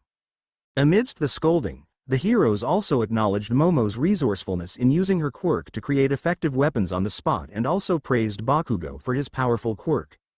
They noted that both of them had potential, but urged Momo to consider the risks involved in trying to intervene in situations beyond her current abilities. Later that day, as Momo continued to walk home, the events of the day replayed in her mind. She felt a mix of pride and regret for her actions, still processing the intense encounter. Suddenly, a shadow loomed over her path, and she looked up to see All Might standing before her in all his towering, muscular glory. "All Might?" Momo asked, astonished. "Yes, it is I. All Might." All Might responded in his trademark booming voice. However, in that moment, he suddenly coughed up blood and a burst of steam enveloped his body. As the steam dissipated, it revealed that he had transformed into a very skinny man with sharp, angular features and long limbs, causing Momo to let out a brief scream as her eyes widened in shock. "All Might? What happened?" Momo exclaimed in shock. "This is what I really look like," All Might answered, his voice now softer and raspier. How is this possible?" Momo stuttered in confusion. All Might sighed and lifted up his shirt, revealing a large scar covering most of the left side of his stomach. Momo gasped at the sight. "Pretty gross, right?" All Might remarked. "I got this in a big fight 5 years back. My respiratory system was basically destroyed. I lost my whole stomach. All the surgeries have pretty much worn me out, and it can't be fixed. Right now, I can only do hero work for about 3 hours a day. The rest of the time, this is what I look like." Momo gasped again, muttering, "No way." All Might nodded solemnly. "Yeah. Being a pro hero isn't easy. We constantly risk our lives to protect others." Why are you telling me all this?" Momo asked, feeling confused and oddly a little honored. "Because I've deemed you worthy of my power. My quirk is yours to inherit," All Might answered proudly. Momo said, tilting her head in confusion. "Wait. What? Inherit your quirk? What do you mean?" All Might chuckled warmly, amused by Momo's perplexed reaction. "It means exactly that, young lady. I am able to transfer my quirk onto someone else and, when you're ready, I will pass on my quirk to you." "Pass on your quirk? You can do that?" Momo asked, struggling to process what she was hearing. All Might nodded his head. "That's right. It's a power that has been passed down through generations of heroes, and now I believe you're the one who can carry it forward." Momo blinked, trying to process the weight of All Might's words. "Me? But, why me? I was on a long hunt for a worthy successor, and then, I watched you jump into action as the rest of us stood idly by. You acted like a hero by trying to save that kid, All Might explained. So, what do you say? Will you accept my awesome power or not? Momo's mind raced with uncertainty and awe. Realizing the gravity of the opportunity before her, she took a deep breath before exclaiming, "Okay, I'll do it. Yes." All Might nodded, a smile spreading across his face. "No reluctance, I like that," he said approvingly. "Oh, by the way, the true name of my power is One for All." Momo repeated the name slowly, letting it sink in. One, for, all. From that day forward, for the next 10 months, All Might began to train Momo to ensure her body would be strong enough to inherit One for All. Initially, All Might planned to have her clean the Takoba seaside bay of its trash, believing it to be a great way to strengthen Momo's body within the time frame, as UA's entrance exam would begin by then. He wanted her to become a worthy vessel by that time. However, Momo managed to talk him out of it by explaining that her family estate had a state-of-the-art training facility specifically designed for her to train with her creation Quirk. She suggested that using this facility would be a more efficient and effective way to train her body. All Might, seeing the logic in her argument, agreed to this plan. To maintain All Might's secret identity, Momo and All Might deceived her parents into believing that he was a personal trainer employed by All Might's hero agency. They managed this by introducing him in his true, skinny form under his real name, Toshinori Yagi. With this cover story, Momo's parents consented to the arrangement, allowing Toshinori to train Momo at their facility without suspicion. Under Toshinori Yagi's guidance, Momo's training was intense, rigorous, and grueling. She pushed herself beyond her limits each and every day, determined to meet All Might's expectations and become a worthy successor to One for All. Despite the challenges, Momo progressed quickly. Her dedication and natural talent allowed her to complete her training a month ahead of schedule. With this extra time, she carefully trained with One for All, fearing the horrible backlash misusing such a tremendously powerful quirk could inflict on her body. Through careful practice, she developed a new technique where she evenly distributed One for All's power throughout her entire body, called total veiling. By the time of the UA entrance exam, Momo had managed to master 5% of One for All's power. Back in the present, after the completion of the Quirk apprehension test, Momo found herself back in the girls' locker room, surrounded by her female classmates as they began changing out of their track suits. "Man, you're awesome, Yao Momo," Mina praised. "Yao Momo," Momo thought to herself, confused by the sudden nickname. "You've got a huge rack and an amazing quirk," Mina continued. Thank you.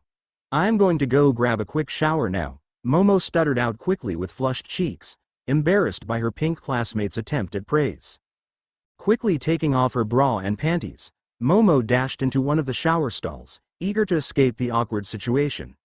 However, in her haste, she failed to notice the startled expressions on the faces of the other girls in the locker room. With her mind preoccupied by the embarrassment of the moment, she didn't realize that she had inadvertently given them a brief but unmistakable glimpse of her naked body. After Momo had entered one of the shower stalls, the entire girls' locker room fell into a stunned silence before the girls silently exchanged looks of surprise. Would not have expected her to be unshaven, Mina thought to herself, surprised by what she saw under Momo's panties. Under the warm spray of the shower, Momo let out a sigh, her thoughts drifting back to the test. Despite her relief at not being in danger of expulsion, she felt a slight twinge of disappointment that Mineta had not been expelled, despite coming in last in the Quirk apprehension test. She felt a little guilty feeling this way, but it honestly would have been nice being relieved of having to deal with a pervert for the next 3 years. Despite her disappointment, she pushed the thought aside, reminding herself that dwelling on it wouldn't change anything. She needed to focus on quickly finishing her shower and then getting ready for the rest of the school day. However, she came to an abrupt halt the moment she laid eyes on her chest. "Oh, I don't believe it. I think my boobs got bigger again," Momo mentally groaned, fearing that this may be further evidence that her breasts were destined to grow to become J-cups like her mother's. Sometime later, at the end of the school day, Momo headed towards the entrance, where a sleek black car was waiting to take her home. Her personal driver sat behind the wheel. She walked briskly, eager to get home after the long and eventful day. Just as she reached for the car door, a voice called out, "Hey, wait up." Momo turned to see her 5 female classmates running towards her. Mina, leading the charge, waved energetically. "Oh, hello." Momo greeted them a little awkwardly, not expecting the sudden company. Mina, slightly out of breath, grinned. We were all thinking of heading into Musutafu as a group to find a place to eat. Do you want to come along? Momo's eyes lit up with excitement. That sounds wonderful, she replied, feeling a rush of happiness at the thought of spending time with her new friends. She waved off her personal driver, who nodded and drove away, understanding her decision without a word. As they started walking together, Mina took the lead in introductions. So, let's all get to know each other better. I'm Mina Ishido. Nice to meet you officially, Yao Momo. The other girls chimed in one by one. I'm Ochako Uraraka. Great to meet you, Yaoyorozu. I'm Suyu Asui, but please, call me Su. Pleased to meet you. I'm Toru Hagakuri, so happy you're joining us. And I'm Kyoka Jiro, looking forward to hanging out with you. Momo smiled warmly at each of them. Thank you all for inviting me. I'm looking forward to getting to know you all better. As they headed into Musutafu, the girls chatted and laughed, already forming the beginnings of a strong camaraderie. Momo felt a sense of belonging she hadn't expected, grateful for the opportunity to bond with her new classmates. As they continued on their way, a warm sense of anticipation filled her. For the first time, Momo felt that she might truly enjoy her time at UA. Apex, a name known and feared throughout the world, striking terror into the hearts of both villains and heroes alike. It belonged to the world's most infamous vigilante, a figure who had appeared seemingly out of nowhere just 2 years ago and immediately took the world by storm. He was regarded as the most powerful and enigmatic vigilante the world had ever seen, but he was also its most merciless. Apex held a chilling reputation for killing any and all villains unfortunate enough to cross his path, without fail. No matter the odds, no matter the obstacles, he always executed any villain who found themselves on his list. This relentless crusade against evil drove crime rates to unprecedented lows, sending shockwaves through the criminal underworld and leaving even the most fearsome of villains trembling at the mere thought of encountering him. Yet, his lethal methods placed him in direct conflict with heroes across the globe, who viewed his actions as crossing an unforgivable moral line. Despite their disdain and countless attempts to capture him, Apex remained untouchable. None could match him. He was indomitable, ruthless, and seemingly invincible, wielding power so great and manifold that it seemed almost otherworldly. To the world, Apex was something beyond human, a creature or force of nature that transcended human limitation. Little did anyone know, however, that behind the mask and the fearsome reputation, Apex was, in reality, a 15-year-old boy by the name of Izuku Midoriya, who, at the age of 10, had discovered something crucial about himself. He was not human, or at least not entirely. Astonishingly, he was, in fact, the first and only member of a new alien species, artificially engineered through genetic science so advanced that it was light years beyond anything humanity was capable of. He was the culmination of an extraterrestrial mad scientist's ambition to create a being of limitless potential, the ultimate life form. However, as overwhelmingly shocking as this revelation was, it was not the sole catalyst that set him on the path to becoming Apex. While the truth of his alien nature had left him feeling detached from the world, as if he didn't truly belong to it, it was only a piece of the decision that would reshape his life. Before he had learned of his true origins, Izuku had already endured a series of unspeakable events that would scar him for life. Izuku's world had changed irrevocably when he and his mother were kidnapped by a sadistic villain named Gumasa Oomori. For 6 excruciating days, Oomori subjected him to agonizing torture that would have easily killed an ordinary person several times over. And as if that unbearable torment weren't enough, the nightmare culminated in a sight that would haunt him forever: his mother's lifeless body. These 3 life-altering experiences combined, the brutal torture, the devastating loss of his mother, and the subsequent revelation of his alien origins, ignited within him an unquenchable fire, a determination to become something stronger than any villain and more relentless than any hero, an unstoppable force that would purge evil from the world with ruthless finality. Determined to bring his new ambition to fruition, Izuku utilized every resource at his disposal.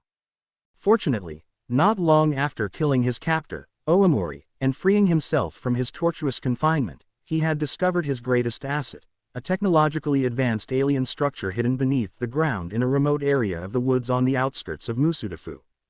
This structure, formed by the spaceship that had brought him to Earth, was christened Sanctuary. It would serve as both his fortress and training ground, a secluded domain far removed from humanity, where he could train and refine his powers without distraction or interference.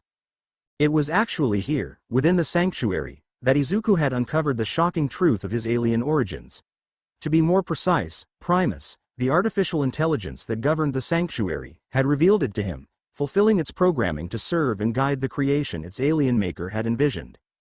Apart from the information it had regarding his true origins, what made the sanctuary truly invaluable was its extraordinary interior, a vast, surreal pocket dimension unlike anything on Earth. Inside this otherworldly space lay an endless white void populated by floating chrome cubes of varying sizes, some stationary and others rotating gently in midair as if bound by their own unique laws of physics. These enigmatic cubes, seemingly suspended in a weightless expanse, were more than mere structures. They were tools that Primus could manipulate to generate any construct imaginable. Through the sanctuary's otherworldly technology, Primus could transform these chrome cubes to simulate powerful opponents that could push Izuku beyond his limits and help him hone his combat skills. These simulations weren't limited to generic foes. They could replicate any specific individual or creature, complete with their unique abilities and fighting styles, so long as sufficient data regarding them existed in the sanctuary's data archives. But the sanctuary offered more than just battle training. Its simulations could recreate the harshest of environments whose extreme conditions would force Izuku's body to adapt and fortify itself in ways that no ordinary training would have allowed. And so, for the next 3 years, Izuku remained within the sanctuary, entirely removed from the outside world. He devoted himself completely to training, vowing not to leave until he felt powerful enough to face any threat and eliminate any villain. His training regimen was so intense, grueling, and deadly that no human being could possibly have survived it. Fortunately, Izuku was not human. Under Primus's guidance, Izuku followed a brutal regimen that took full advantage of his alien ability to grow stronger each time he healed from an injury. Day after day, he pushed himself to the brink of death, enduring conditions that would have utterly destroyed a human body. Each session resembled torture rather than training, but Izuku consented to it, determined to become stronger no matter the cost. Within the sanctuary's white void, Primus simulated the harshest of environments. Izuku trained in searing heat akin to the surface of a star, the crushing depths of the ocean, the bone-crushing gravity of supermassive planets, and the freezing cold of deep space. Using the chrome cubes floating within the void, Primus transformed them into formidable simulated opponents, including the most powerful and skilled heroes and villains known to humanity, as well as ferocious extraterrestrial creatures from across the universe. With every harrowing ordeal, Izuku's body regenerated, growing stronger and becoming immune to whatever had harmed him previously. During all this, he never once left the sanctuary, not for fresh air, sunlight, or human interaction. His alien physiology, near inexhaustible stamina, and lack of need for sustenance allowed him to forego eating and sleeping entirely. As the years passed, Izuku acquired new powers and abilities as a result of the human parts of his DNA and the simulated scenarios, formulated by Primus, that he underwent to mirror challenges he might face in the future as a vigilante. Infrared vision. The ability to perceive the infrared spectrum, enabling him to see the body heat of living creatures. Night vision. Enhanced vision in low-light conditions. Pheromonal scent masking. The ability to secrete pheromones that suppress his scent, making it impossible to track him by smell. Telepathy. The ability to read minds, mentally communicate with others, and project his thoughts in other people's minds. Izuku can also put others to sleep, delve into other people's memories, and even alter or implant memories. Invisibility. The power to render himself completely invisible to the human eye. Telekinesis. The ability to manipulate objects and people using mental focus. Shapeshifting. The ability to alter his physical appearance at will, enabling him to mimic other people or creatures with astonishing accuracy.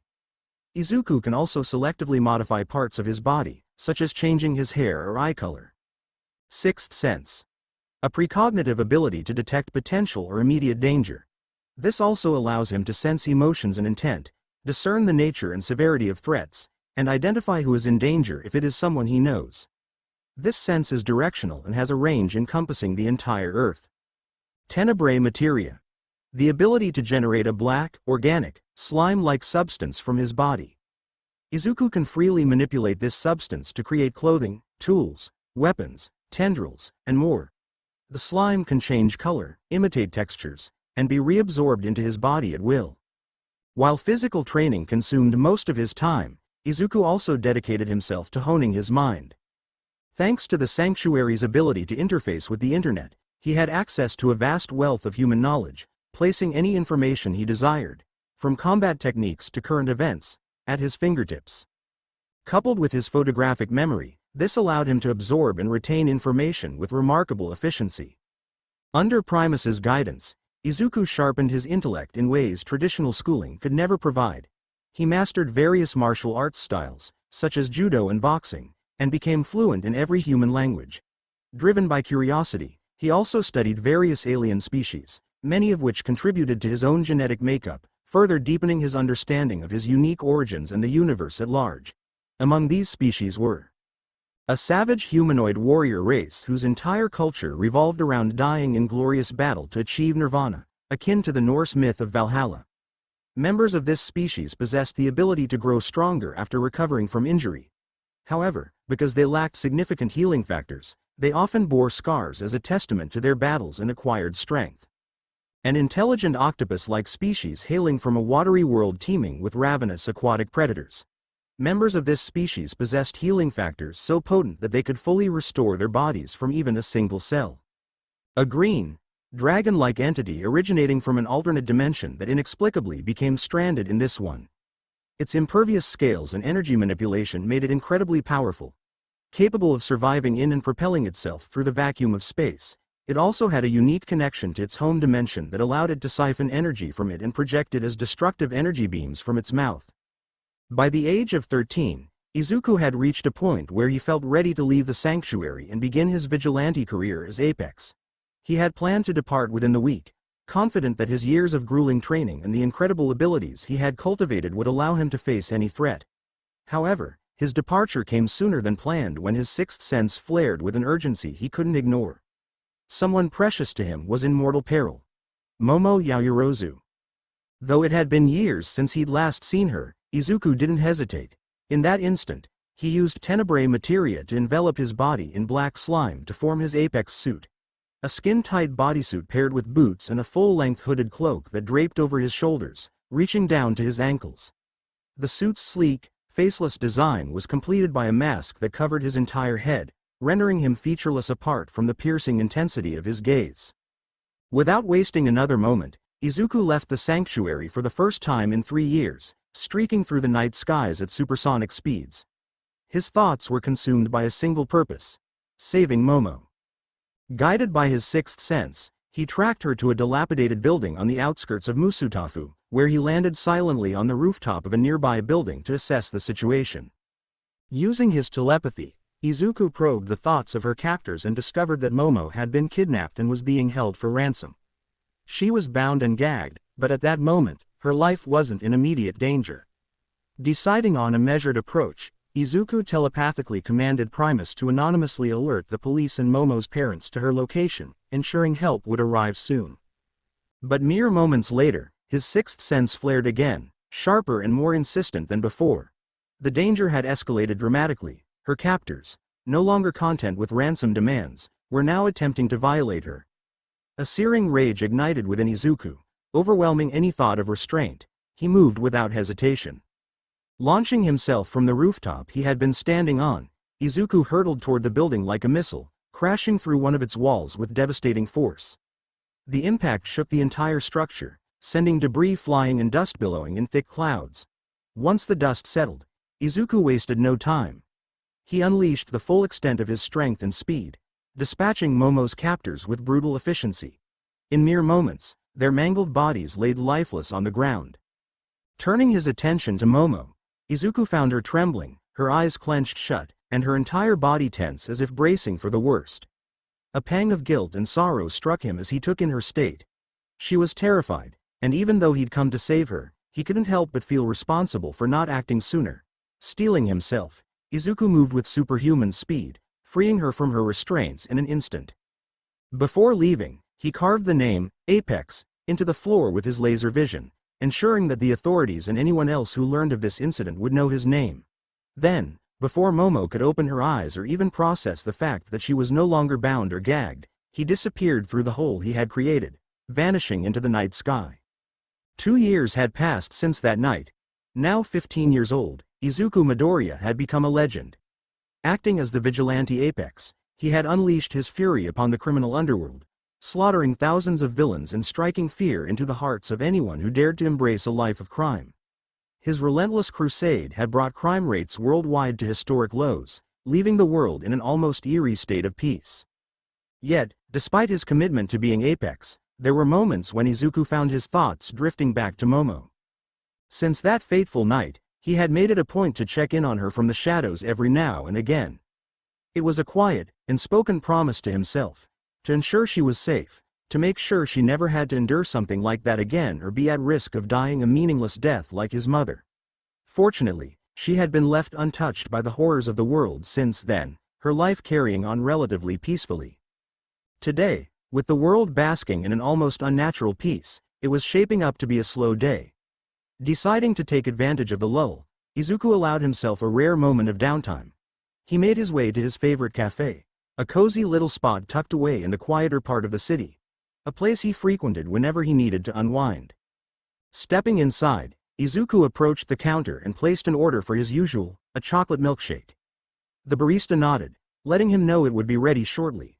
With nothing else to do but wait, Izuku selected a quiet corner table and took a seat, sinking into the chair as he allowed himself to relax for the first time in weeks. As he leaned back, his sharp green eyes scanned the cafe, more out of habit than necessity. Despite the serene atmosphere, a small part of him couldn't shake his hyper-awareness of his surroundings, a reflex honed by years of vigilance. Yet, even as he casually observed the other patrons, one thought surfaced in his mind. Please don't let that pink girl show up today. His lips twitched into a slight grimace at the thought. The pink girl, as he'd mentally dubbed her, was a regular at the cafe. She had pink skin and pink hair, presumably a byproduct of her quirk, and an irritating habit of staring at him lustfully whenever she spotted him, her gaze practically glued to his form as if she were mentally undressing him. Unfortunately, thanks to his telepathy, Izuku knew it wasn't just an impression, she actually was. It wasn't that he wasn't used to attention. Izuku had grown accustomed to women eyeing him and giving him sultry looks. Over the past 5 years, he had matured from a small, wide-eyed 10-year-old into a tall, athletically built young man with striking features. His strong jawline, piercing green eyes, and unruly white hair had made him undeniably handsome by human standards, a fact he was painfully aware of. But the pink girl's staring always managed to leave him feeling unsettled, and today, he really wasn't in the mood for it. Letting out a quiet sigh, Izuku leaned forward slightly and rested his arms on the table, letting his thoughts wander as he awaited his order. The cafe's gentle hum of chatter and the occasional clinking of cups provided a soothing backdrop, almost lulling him into a rare sense of calm. But that tranquility was abruptly interrupted by the soft chime of the cafe door opening. His sharp ears caught the sound immediately, and his eyes instinctively flicked toward the entrance. He stiffened slightly when he saw who stepped inside. Speak of the devil, he muttered under his breath. The pink girl had arrived, her unmistakable bubblegum-colored hair and skin making her stand out as she walked in. But this time, she wasn't alone. A whole gaggle of girls trailed behind her, all dressed in matching school uniforms, chatting and giggling among themselves as they entered. Izuku's brow furrowed in mild annoyance. It was bad enough dealing with her blatant ogling. Now she'd brought reinforcements. His mind braced for the inevitable surge of unwanted attention as they began scanning the room, no doubt looking for a table. But then, his irritation evaporated in an instant. Among the group, one girl caught his eye, and recognition struck him like a blow to the chest.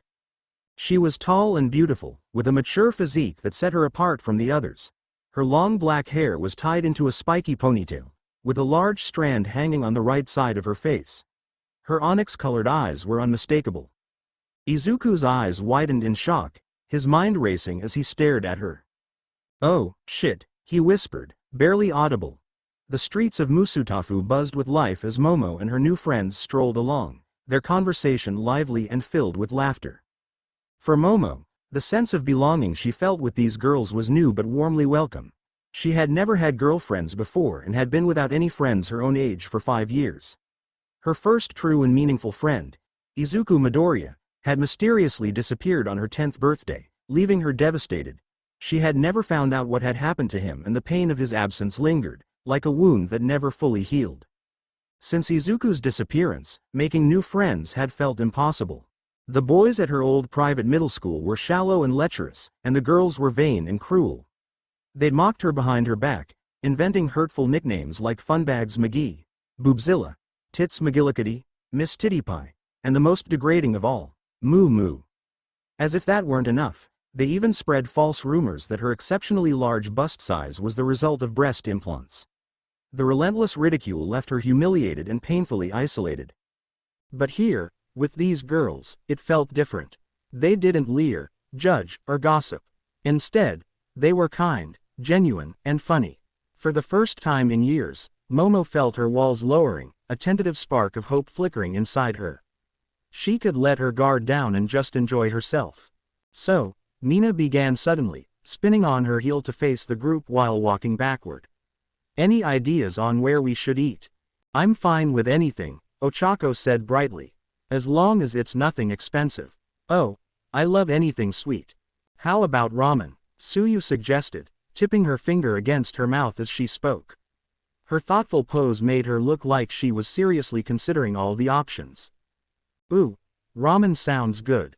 Toru chimed in enthusiastically. "But what about burgers? I've been craving one lately." "I'm good with burgers. Something casual works for me," Kyoka said with a shrug. Mina paused mid-step, her face lighting up as if a light bulb had gone off in her head.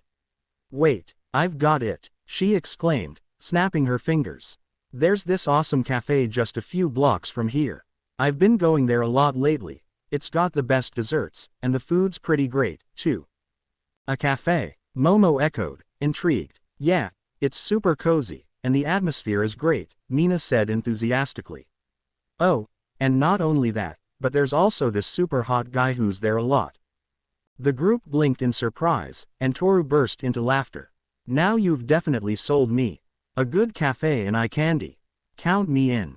"Seriously, though," Mina said, grinning. "He's tall, super fit, and he has this mysterious vibe going on. I don't know who he is, but just seeing him totally makes my day." Ochako giggled. "Desserts and a mystery man. Sounds like a win to me. Plus, you had me at, sweet. Don't get your hopes up too much. He might not even be there today," Suyu said bluntly. "Well, there's only one way to find out," Mina said, winking playfully. The girls exchanged glances before nodding in agreement. "A cafe sounds nice," Momo said simply, her tone calm but curious. Then, almost to herself, she muttered, "I wonder if they serve tea." "Desserts. Count me in," Toru said, practically bouncing with excitement. "All right, lead the way, Mina," Ochako added with a smile. With Mina in the lead, the girls followed her through the bustling streets, their conversations shifting to lighter topics, favorite foods, quirks, and their first impressions of UA. Momo found herself smiling more than she had in a long time, grateful for the company. As they neared the cafe, Mina glanced back over her shoulder. "Okay, fair warning, it's a bit of a hidden gem, so don't judge it by the outside, alright?"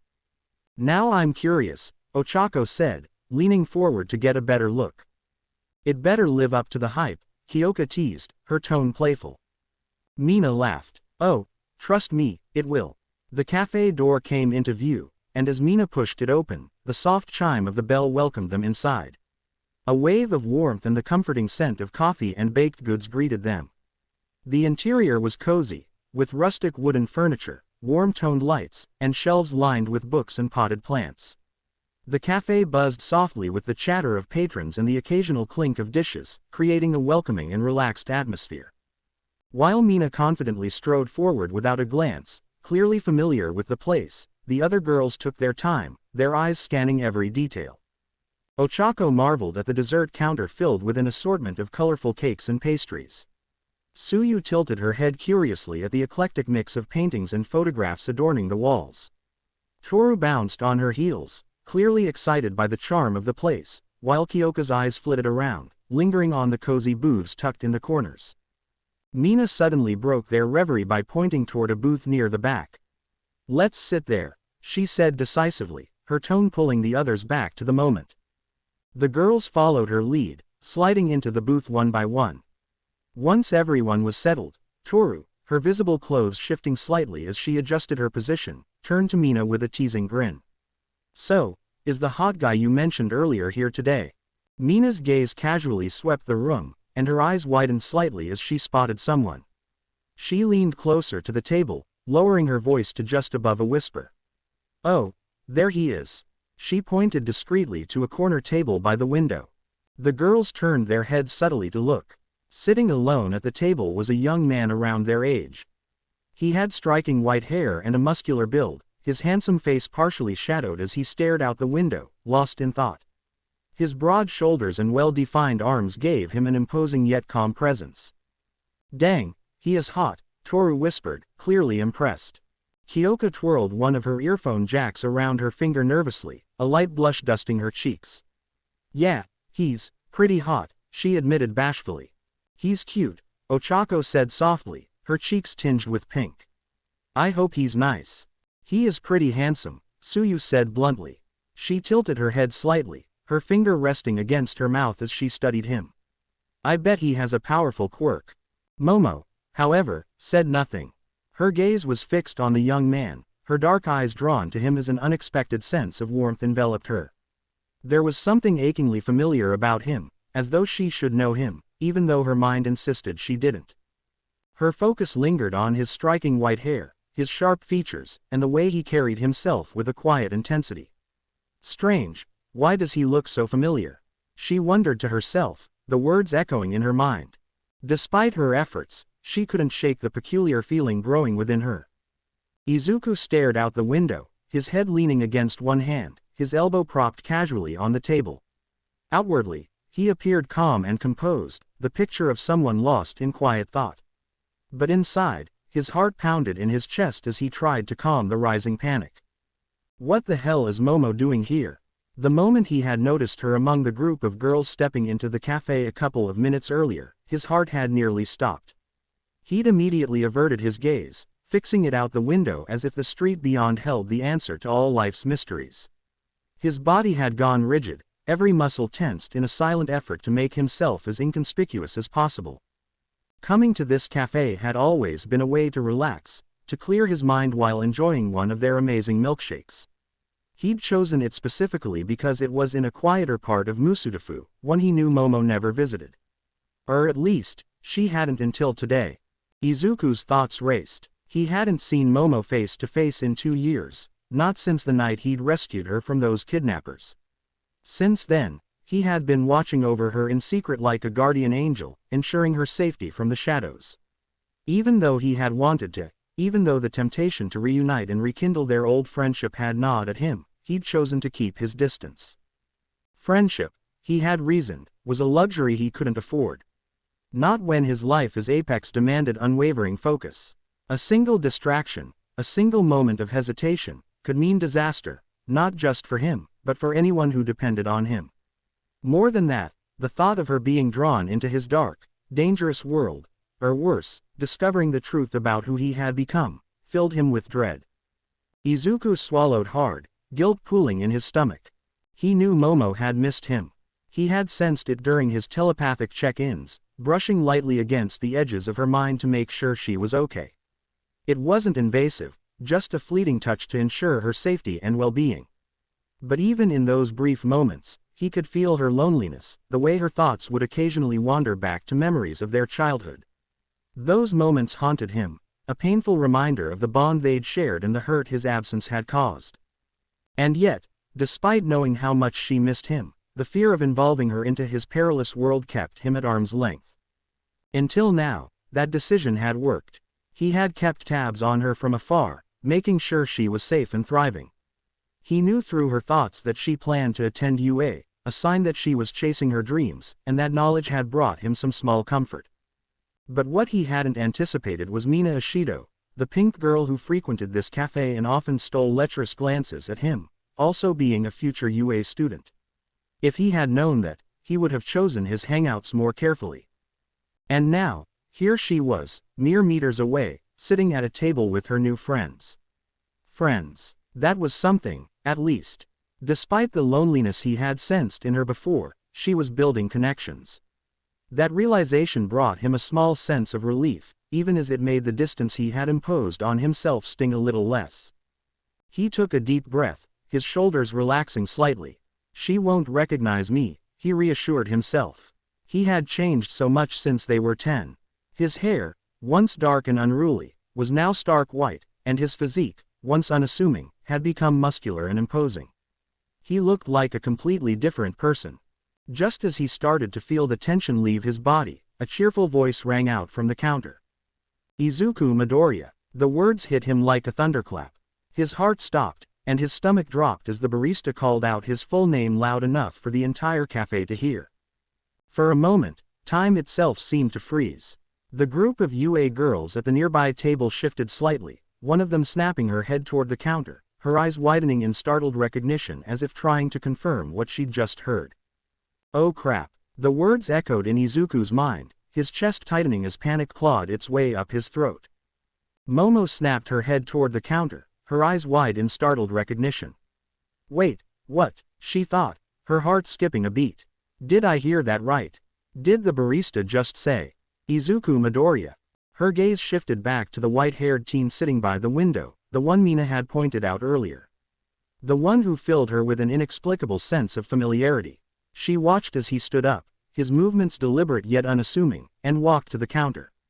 Her breath hitched as he accepted a chocolate milkshake with a quiet, "Thank you," before heading back to his seat without glancing at anyone else. No way, she thought, her pulse quickening.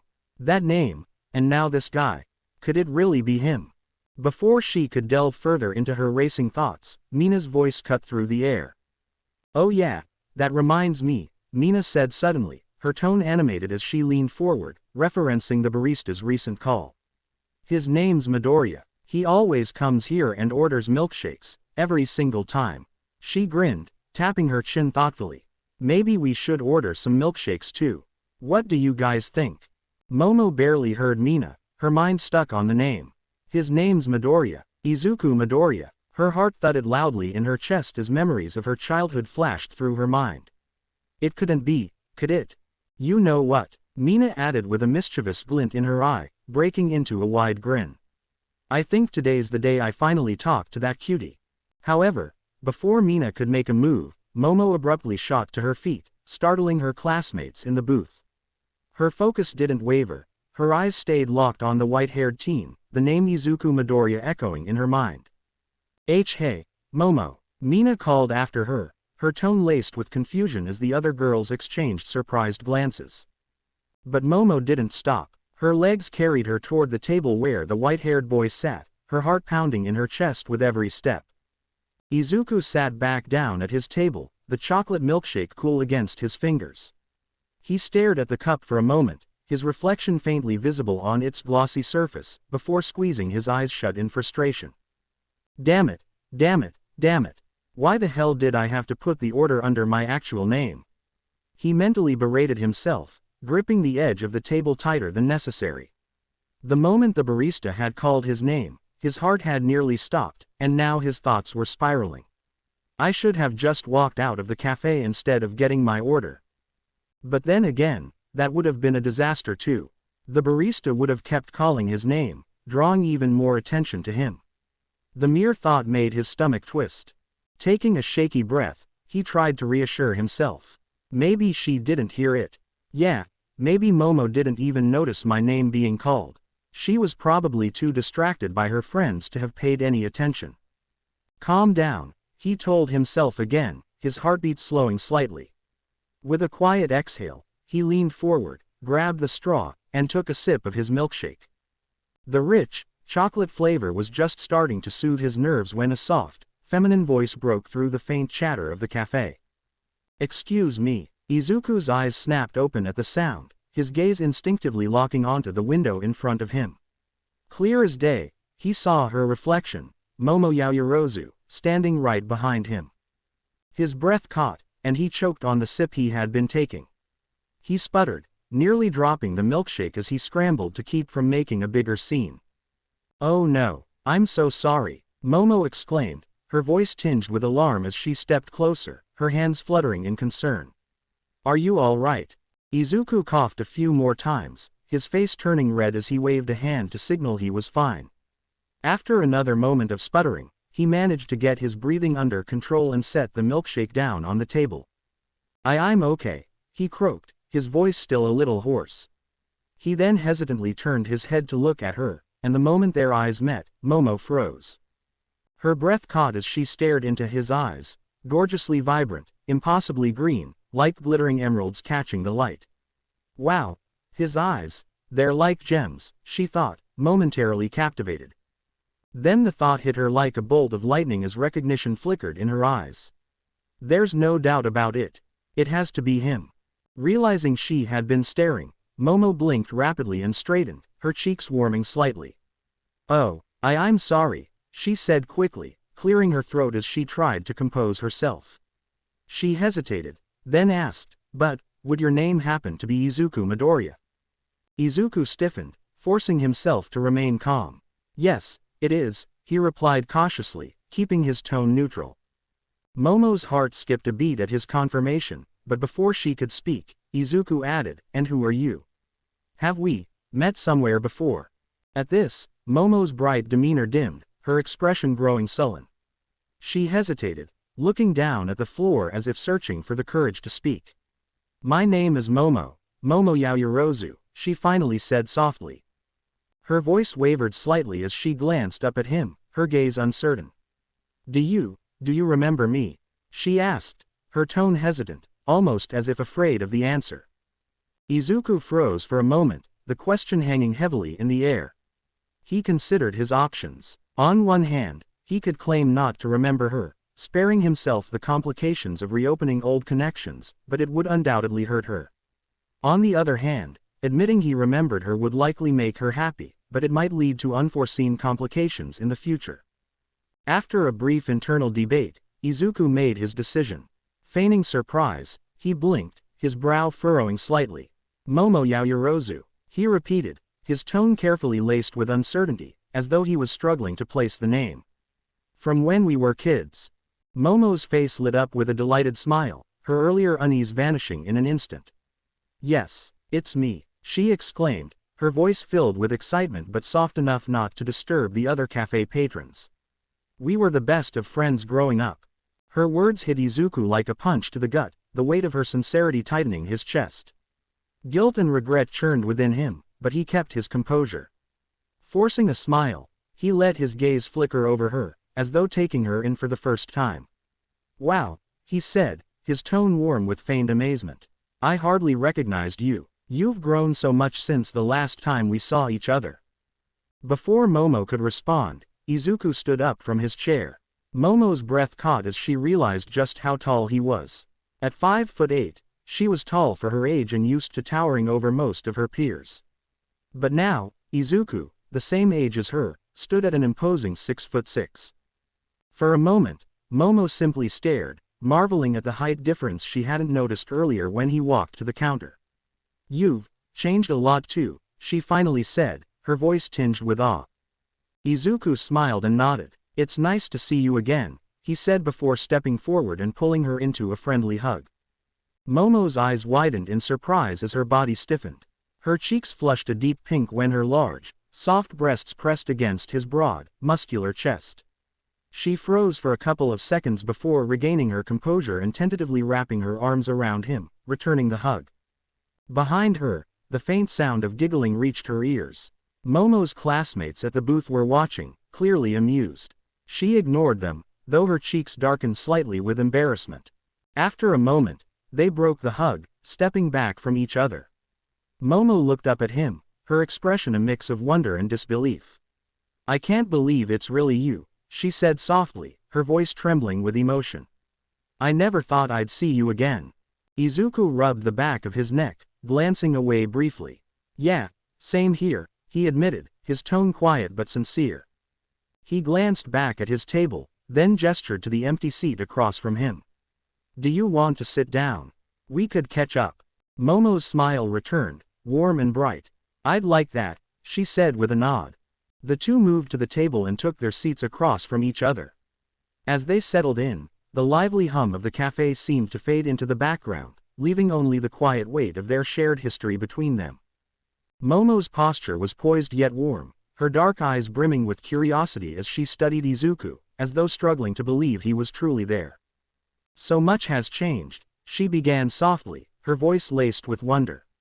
"I have so many questions, I don't even know where to start." Her gaze flicked briefly to his hair. "Why is your hair white now? It used to be dark green." Izuku leaned back slightly, his expression growing somber. "A lot's happened," he admitted. "But, I'll explain." Momo hesitated, her hands clasping tightly in her lap.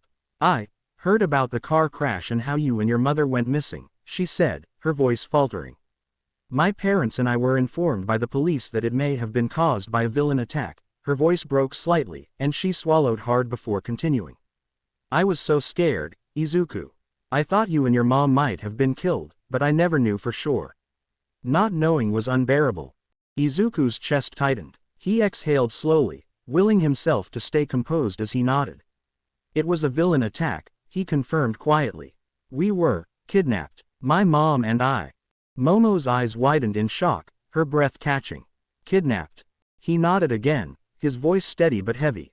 "My mom." He paused, his throat tightening, and looked down briefly before forcing himself to continue. "She didn't make it, and I." His voice grew quieter. "I was tortured, brutally." Momo gasped, her hand flying to her mouth. "Izuku," she whispered, horrified. "I don't want to get into the gory details," Izuku said quickly, lifting his gaze to hers. "But it's because of my quirk that I managed to survive. Do you remember it? Damage empowerment."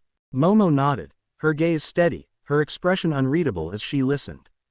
"Right. Well, eventually," Izuku hesitated, his expression carefully composed. "Eventually, my quirk made me strong enough to escape. I had to get out on my own. No heroes came to save us." Momo's hands trembled, her voice a whisper. "You were alone, all that time."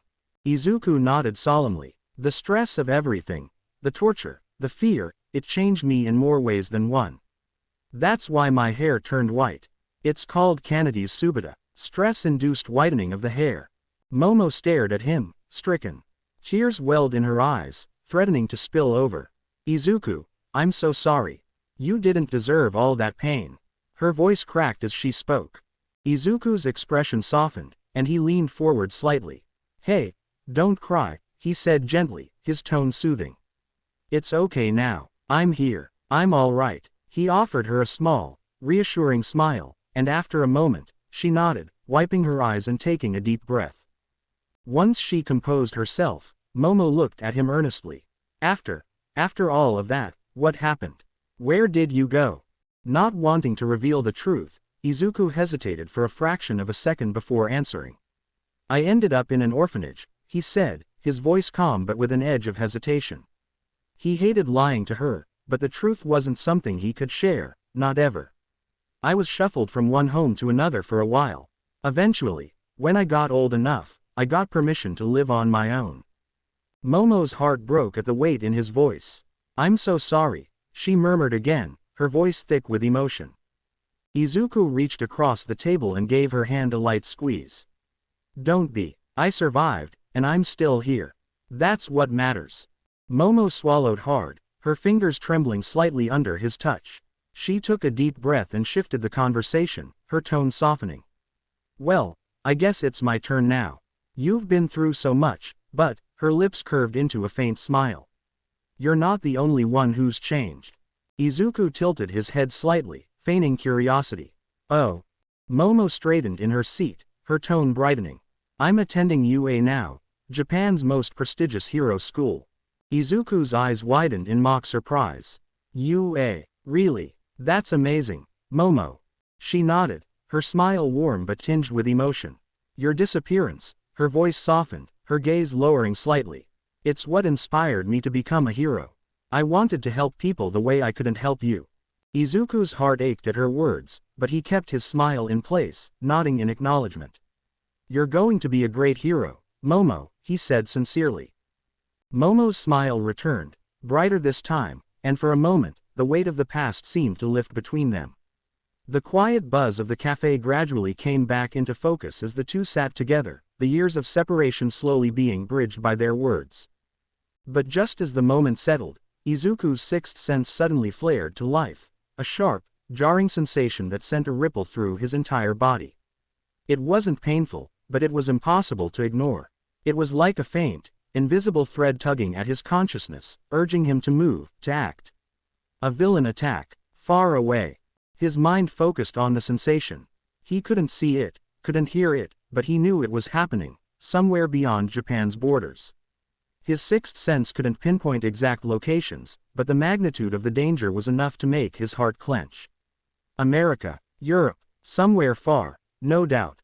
Villains outside of Japan tended to be bolder, less afraid of being hunted, less cautious of Apex.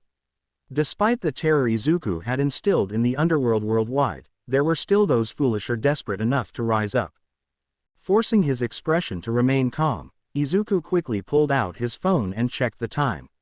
Ah, he frowned, as if just remembering something. I completely forgot I had an errand planned for today. I'm running late. Momo blinked, her expression shifting from warm happiness to mild disappointment. Oh, she said softly. Already? Yeah, Izuku said, pushing himself to his feet, his tone apologetic. He slipped the phone back into his pocket. It was really good catching up with you, Momo. I mean that. He offered a small smile. I'll see you later, okay. He turned to leave, only to stop short as a gentle but firm tug pulled at his hand.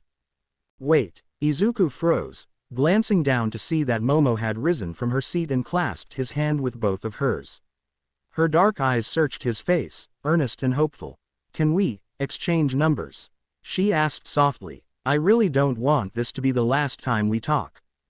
Izuku's heart skipped for just a moment, and he hesitated. It wasn't a big deal, exchanging phone numbers, it was just a simple, normal thing friends did. But something about the request made him pause, an instinct whispering that he shouldn't. Still, he couldn't bring himself to refuse her. Sure, he said finally, his voice soft as he gently pulled his hand free to reach for his phone. Momo's smile softened as relief washed over her features before they exchanged numbers. Once they were finished, she tucked her phone back into her pocket, but her gaze lingered on Izuku. She had noticed the brief hesitation in his response, a subtle pause that tugged at her thoughts. Still, she kept her expression calm, choosing not to address it as she studied his face for a fleeting moment. When her eyes met his again, her warmth returned, her voice gentle. Take care of yourself, okay? She said, and let's meet up again soon. Izuku nodded, returning her smile. Yeah, I'd like that. With that, he turned and made his way toward the cafe exit. His thoughts immediately shifted to the villain attack as he stepped outside, his pace quickening. He didn't look back, but he could still feel Momo's gaze following him until he left the cafe. As the doors swung shut behind him, Momo's eyes lingered on it. Her smile stayed soft and warm, a faint blush coloring her cheeks. Izuku, I hope we see each other again soon. With a small sigh, she slowly shifted her attention back to her booth, glancing toward her new UA friends. They were all still watching her, their faces lit with varying degrees of curiosity and amusement. Mina, in particular, was grinning smugly, her elbow propped on the table and her chin resting in her hand. She leaned forward, her eyes gleaming with an almost predatory excitement, as though she'd just stumbled upon a juicy secret. Momo couldn't help but sweat drop, already sensing the barrage of questions and playful teasing that was undoubtedly about to come her way. Yesterday had been quite the day. Now, as Momo sat at her desk in Class 1A, waiting for the morning's lessons to begin, her thoughts lingered on everything that had happened. The room around her was lively, filled with the chatter and energy of her classmates as they settled in. It wasn't so early that only a few students had arrived. Everyone was present, their voices blending into a low hum that surrounded her. Yet despite the activity, Momo's thoughts were elsewhere. She couldn't help but smile as she reflected on the events of the previous day. Her emotions were a jumble of exhaustion, exhilaration, and disbelief. It had been her first day at UA, a monumental step toward fulfilling her dream of becoming a hero. That alone would have made the day unforgettable, but fate had decided to take it a step further. Not only had she acquired new friends, something she hadn't experienced in far too long, but she had also reunited with him. Izuku, her childhood friend, her first friend, her best friend through most of her early years. He had been missing for 5 years, a void in her life she'd never quite been able to fill. And then, as though by pure chance, there he was. Not in some planned encounter, but at a cafe Mina had suggested they visit after their first day of classes at UA. Mina had been a regular at the cafe and had been talking about a supposed hot guy she often saw there. The moment they'd entered and shared a booth, Mina had pointed him out to the group. Momo had felt an inexplicable sense of familiarity at the sight of him. Just as Mina was about to stand and approach him, likely to chat or even flirt, Momo had risen first, her instincts pulling her forward before she could think twice. The conversation that followed had confirmed what her heart already knew. It really was him, Izuku, her long-lost childhood friend. Momo's heart warmed at the memory, even as her thoughts turned to the whirlwind of questions and comments that had followed from Mina and the others. "That guy's your childhood friend?" Mina had practically shouted, her eyes wide in disbelief. "Why yes," Momo had replied, her voice slightly uncertain as she tried to gauge Mina's reaction. To her surprise, Mina had snapped her fingers in mock disappointment, muttering, "I never stood a chance." The cryptic comment left Momo utterly perplexed. What could Mina possibly mean by that? Turning to Toru for clarification had only deepened her confusion. Toru's clothes shifted slightly as the invisible girl leaned forward, giggling. "So, is he single?" she'd asked, her voice filled with playful curiosity. Momo's cheeks had flushed bright red, and even now, she could feel the faint heat rising at the memory. At the time, she'd stammered something unintelligible, desperate to steer the conversation away from Izuku. But Mina and Toru had exchanged knowing looks, clearly enjoying her discomfort. Sitting at her desk now, Momo let out a soft sigh as the memory replayed in her mind. Her fingers traced idle patterns on her notebook while her gaze drifted to the window. The topic of Izuku suddenly felt complicated. It wasn't as though she hadn't thought of him often over the years. She'd never stopped wondering where he had gone, why he'd disappeared so suddenly. And now, here he was, older, stronger, and undeniably changed. And thanks to her new friends, she found herself questioning things she'd never thought about before. Momo's thoughts were abruptly interrupted by a booming voice. "I am here." She blinked in surprise, her gaze snapping toward the source of the voice. Before she could process what was happening, the classroom door slid open with a dramatic whoosh, revealing none other than All Might himself, standing tall in his Silver Age costume. His broad grin and signature confident pose radiated charisma, and the sheer presence of the #1 hero seemed to electrify the air in the room.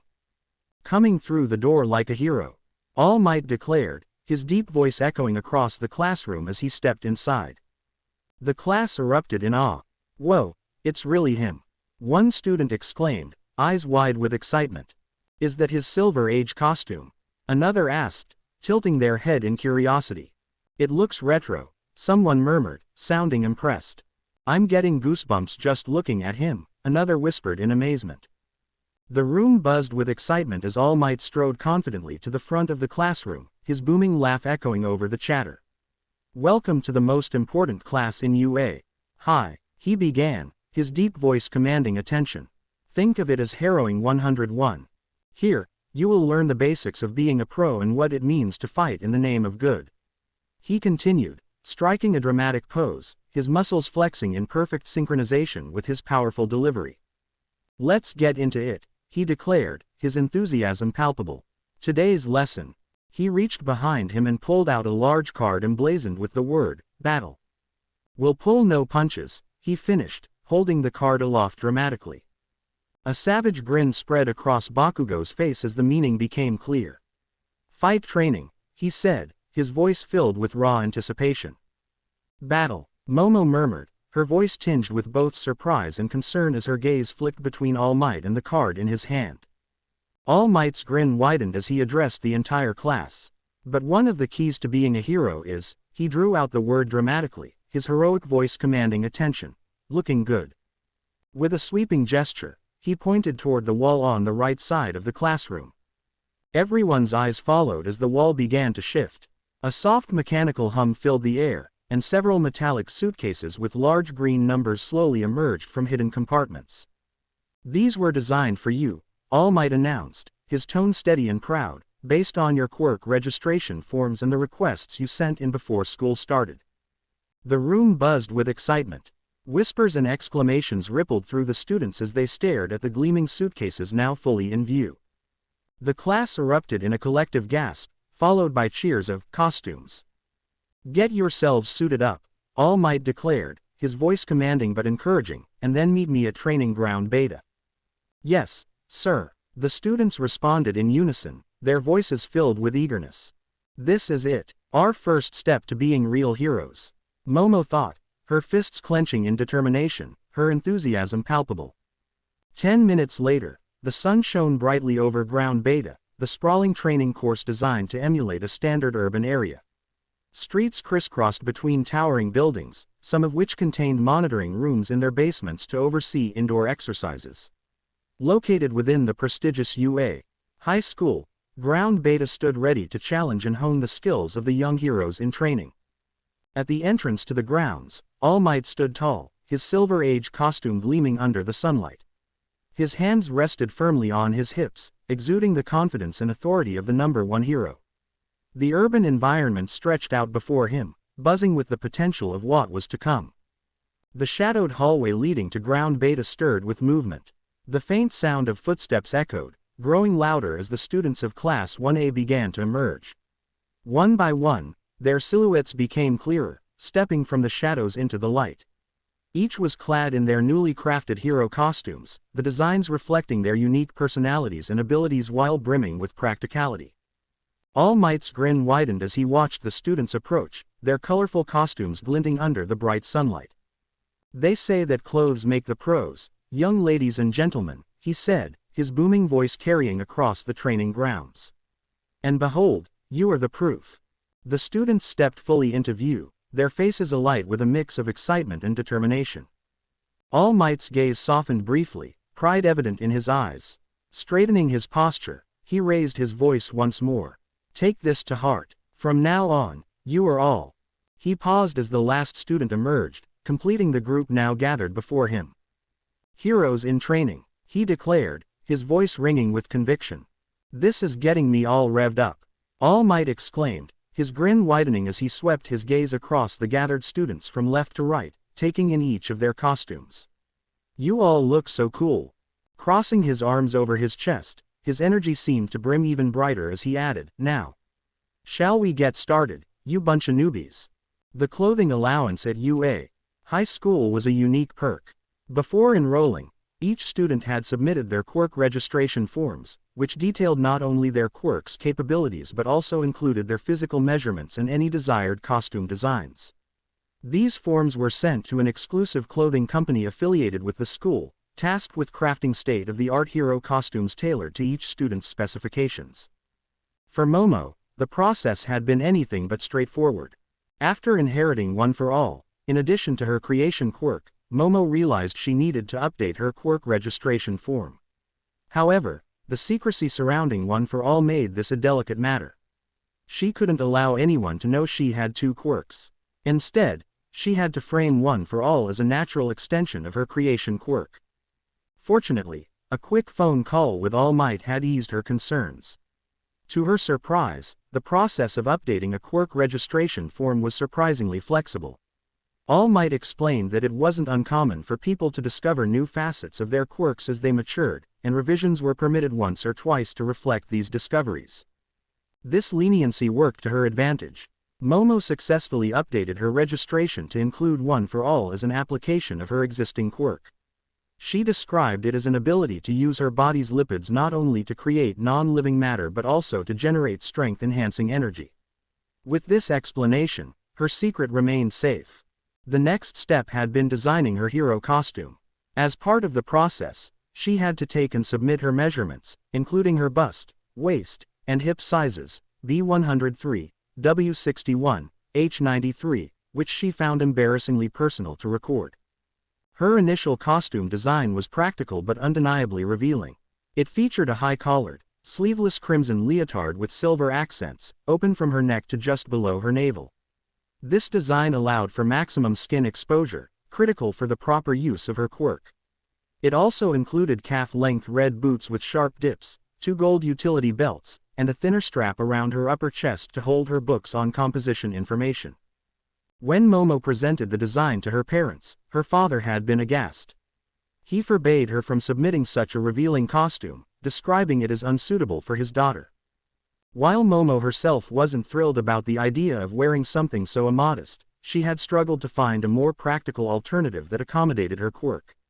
When she expressed this dilemma to her father, he took it upon himself to find a solution. Leveraging his wealth and influence, Momo's father researched cutting-edge technology and discovered organic clothing, a material derived from organic compounds cloned from a person's blood. This revolutionary material was designed to harmonize seamlessly with an individual's quirk. For Momo, it allowed the objects she created to phase harmlessly through her costume as though it were a part of her skin, eliminating the risk of tearing or damage entirely. The technology behind organic clothing came from Island, a hub for groundbreaking research in quirk-related innovations. Though none of UA's designated clothing companies had access to this advanced technology, her father spared no expense. He procured the necessary technology from Island and established a subsidiary of his own company dedicated to the production of specialized clothing just to ensure that Momo's hero costume would meet her needs perfectly. The result was a striking yet practical hero costume, blending modesty with modern functionality. Momo's new suit featured a high-collared, long-sleeve, form-fitting, full-body design that covered her entirely except for her head, hands, and the front of her neck, where the collar opened. Primarily crimson with sleek white accents, the costume exuded elegance and professionalism. The white lines running down the front and sides of her body added structure to the crimson, visually breaking up the color while accentuating her figure with a sleek, modern aesthetic. Strategically placed, the accents provided balance and symmetry, enhancing the overall appearance of the suit. The long sleeves included finger loops that secured them to her middle fingers, ensuring they remained snug during action while leaving her hands fully dexterous. Complementing the suit were white, knee-high boots designed for durability and support. Thicker and more padded than the rest of her skin-tight outfit, the boots featured connected knee pads for enhanced protection in dynamic scenarios. A beige utility belt, slim and tight-fitting, wrapped around her waist. Equipped with 4 buttoned pouches, 2 on each side, it offered convenient storage for tools and items, maintaining an organized approach to her hero duties. Finally, a technologically advanced visor replaced her reliance on books. The clear electronic lens projected holographic information about molecular structures, streamlining her use of her quirk and elevating her efficiency in combat and problem-solving. Momo had loved the design, feeling that it embodied her ideals and aspirations while giving her the confidence to step into her new role as a UA student. Momo smiled faintly as she reminisced about the journey her hero costume had taken to its current design. The process had been anything but easy, yet every challenge had shaped the design into what it was today, a blend of practicality, modesty, and cutting-edge innovation. She had her father's support to thank, as well as her own resolve to create something that embodied her ideals. The suit was more than just clothing, it was a reflection of who she aspired to be. Her musings were abruptly interrupted by a familiar, exuberant voice. "Dang, I gotta say, Yao Momo, you really outdid yourself with your costume. It looks so cool." Mina's enthusiastic tone snapped Momo back to the present. Blinking, Momo turned to face her classmate, who stood with her signature grin. Mina's hero costume was just as eye-catching as her personality. A purple and turquoise, skin-tight bodysuit with a camouflage pattern that ended just above her breasts, showing off a generous amount of pink cleavage. Over it, she wore a cropped, sleeveless, tan-colored waistcoat with white fur lining its collar, which she left unbuttoned. Her plum violet and beige acid-proof boots were designed with holes in the soles, allowing her to secrete acid from her feet for sliding across surfaces. The overall look was unapologetically bold, perfectly mirroring Mina's vivacious and daring spirit. Before Momo could respond, Ochako joined the conversation with an enthusiastic nod. "She's right, Yaoyorozu. Your costume is amazing," Ochako said before she began rubbing the back of her head awkwardly. "I wish I'd been as specific about mine, though. This bodysuit is so skin-tight, it's not really my style. Momo's gaze shifted to Ochako, who tugged at the pale pink design running down the middle of her black full-body suit, a faint blush coloring her cheeks. The suit, which clung tightly to her figure and emphasized her curves, was accented with 2 black semi-spheres on her chest, pink stripes starting at her midsection, and a deep pink choker. 2-toned pink sleeves with cuffs and round gauntlets equipped with handles, designed to manipulate her blood pressure, added functionality, while matching knee-high boots with deep pink shock-absorbent soles, gray heels with stiff springs, and a 2-piece belt with a round buckle completed the outfit. A tinted visor headgear, crafted to lessen stress on her ear canals, rounded out the ensemble. Despite its advanced features and practicality, the suit's tightness was an unfortunate oversight, stemming from her lack of specificity in her design request.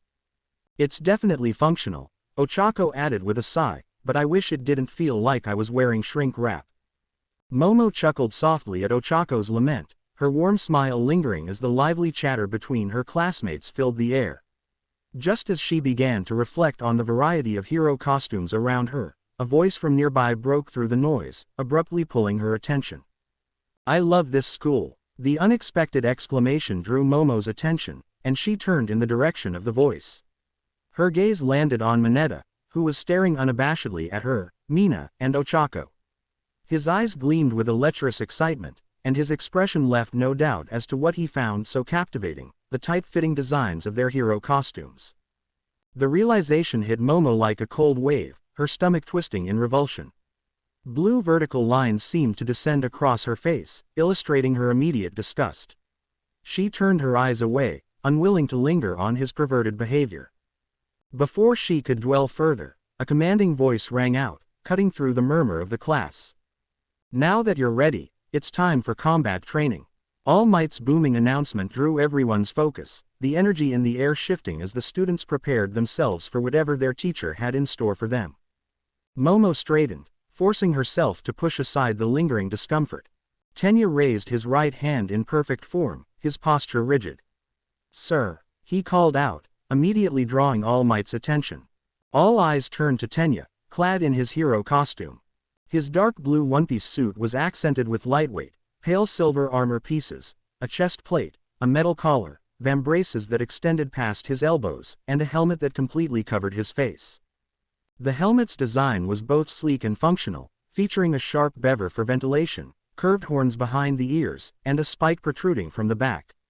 The suit was completed by his silver knee-high boots with gold accents, designed specifically for his quirk, and the decorative metal pipes secured to his torso. "This is the fake city from our entrance exam," Tenya observed, his voice clear and authoritative. "Does that mean that we'll be conducting urban battles again?" All Might turned to address the class, his grin unwavering. "Not quite," he replied, his tone brimming with energy. "I'm going to move you 2 steps ahead. Most of the villain fights you see on the news take place outside. However, statistically speaking, run-ins with the most dastardly evildoers take place indoors. Think about it. Backroom deals, home invasions, secret underground lairs. Truly intelligent criminals stay hidden in the shadows. For this training exercise, you'll be split into teams of good guys and bad guys and fight 2-on-2 indoor battles." Suyu tilted her head slightly, her finger resting against her lips as she asked, "Isn't this a little advanced?" "The best training is what you get on the battlefield," All Might declared with a booming laugh. "But remember, you can't just punch a robot this time. You're dealing with actual people now." The class erupted into a flurry of questions. Bakugo crossed his arms, his expression sharp. "How much can we hurt the other team?" Ochako raised a hesitant hand. "Do we need to worry about the losers getting expelled like earlier?" Tenya adjusted his helmet. "Will you be splitting us up based on chance or comparative skill?" "I wasn't finished talking," All Might grunted in slight annoyance through gritted teeth. The students quieted, and All Might raised a hand. "Listen up," he said, pulling out a small pamphlet. Momo's eyes widened slightly as she mentally noted, a script.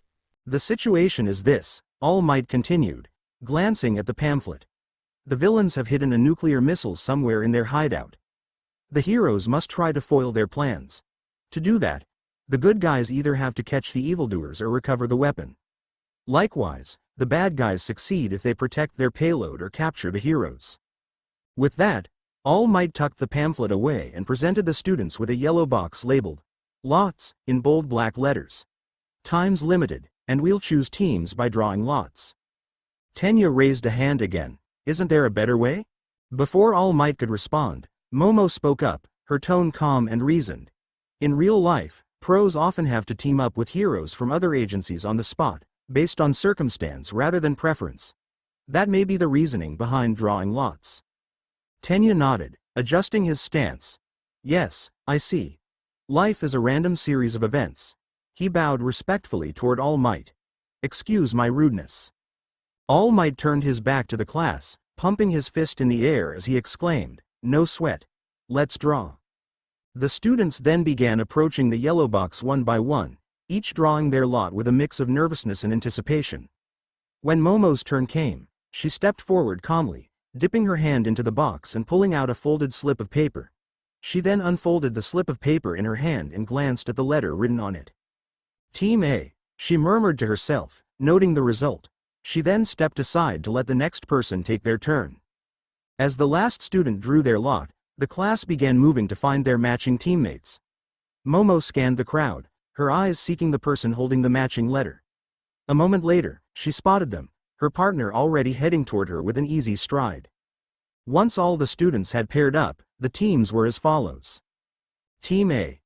Yaoyorozu and Asui. Team B. Todoroki and Shoji. Team C. Mineta and Tokiyami. Team D. Bakugo and Iida. Team E. Ashido and Aoyama. Team F. Koda and Sato. Team G. Kaminari and Jiro. Team H. Uraraka and Shinso. Team I. Hagakure and Ojiro. Team J. Shiro and Kirishima. As the teams assembled, Momo let out a quiet sigh of relief. She stole a glance toward Mineta, who was visibly sulking about not being paired with a girl. The mere thought of being on a team with him made her sick to her stomach. Her gaze shifted to Tsuyu, who now stood beside her. Tsuyu's hero costume complemented her frog-like quirk perfectly. She wore a bright green turtleneck bodysuit that hugged her curvy frame, with two black lines framed by yellow outlines running down the suit. Tan-colored gloves with large green buckles adorned her hands, the wrist guards lending a rugged utility to her attire. A set of belts added to the outfit's distinctive style, one crossing above her chest, secured by straps over her shoulders, and another circling her waist, punctuated with small holes all around. Tight black boots with yellow, V-shaped markings on her thighs merged seamlessly with green webbed flippers on her feet, resembling the toes of a frog. Her headband matched the tan gloves, while dark green goggles perched atop her head, their tinted lenses ready for use. A slim, dark green mask ran along the middle of her face, enhancing her determined yet tranquil appearance. Momo blinked in surprise, momentarily caught off guard by how large Tsuyu's breasts were, accentuated by the snug fit of her bodysuit. While not as big as her own, they were still impressively large, something she hadn't noticed before, likely due to Tsuyu's usual hunched posture and unassuming demeanor. Shaking the thought away, she focused on Tsuyu's calm presence instead. A small, genuine smile touched Momo's lips. Of all the people I could have been paired with, I'm glad it's her. Momo admired Tsuyu's calm and composed demeanor, but what resonated with her most was Tsuyu's maturity. Yesterday at the cafe, after Izuku had left and Mina and Toru began bombarded her with teasing questions about her relationship with him, Tsuyu had attempted to defuse the situation. Her quiet but firm support had meant more to Momo than she'd let on. Let's do our best, Yaoyorozu, Tsuyu said, giving her a small nod of encouragement. Of course, Momo replied, her smile widening. All Might clapped his hands, his booming voice capturing everyone's attention. Now that the teams are set, it's time to determine the first matchup. He held up two new boxes, one white with the word, Hero, in bold black letters and one black with the word, Villain, in bold white letters. I declare the first teams to fight will be, All Might began as he reached into the boxes. These guys, he finished as he pulled out a ball from each box. He held them up high, revealing the letters written on them. The black ball from the villain box had D written in bold white letters, and the white ball from the hero box had A written in bold black letters. Momo blinked, realization washing over her. Team A, that's us, and Team D, Bakugo. Team A will be the heroes, Team D will be the villains. Everyone else can head to the monitoring room to watch, All Might announced with his usual exuberance. Yes, sir. The rest of the class chorused before dispersing toward the observation area. Momo glanced uneasily at Katsuki, who was still glaring at her with intense hostility. She quickly looked away, her heart pounding, before silently clenching her fists at her sides. Taking a deep breath, she forced her nervousness aside, her expression shifting to one of determination. A few minutes later, after all the other students had vacated the area, All Might addressed the two teams that remained. Bad guys, you can go on in and get set up. In 5 minutes, the good guys will be let loose, and the battle will start. Yes, sir, Tsuyu, Momo, and Tenya answered in unison. Katsuki remained silent, striding toward the fake building without a word. Team D disappeared inside the structure, heading for the room containing the fake nuclear missile they were tasked with defending. Now alone outside the building, Momo and Tsuyu stood side by side, reviewing their copies of the floor plan. Do you think they expect us to memorize the building's layout? Tsuyu asked, her finger tapping lightly on the map. Momo shook her head slightly. It's unlikely. The building is far too large for that to be practical. Tsuyu nodded. I'm glad All Might isn't threatening us with some form of punishment like Mr. Aizawa would. That takes some of the pressure off. She began to add, it means we don't have to stress as much, but paused mid-sentence, her wide eyes shifting to Momo. Tsuyu's tone softened as she asked, are you okay, Yaoyorozu? Momo blinked, realizing she had been fidgeting. Oh, yes, I'm fine. I'm just a little nervous. We're up against Bakugo, after all. Tsuyu tilted her head slightly. We'll definitely need to be on guard. They're strong opponents, Ribbit. She paused for a moment before continuing. Do you know Bakugo from somewhere?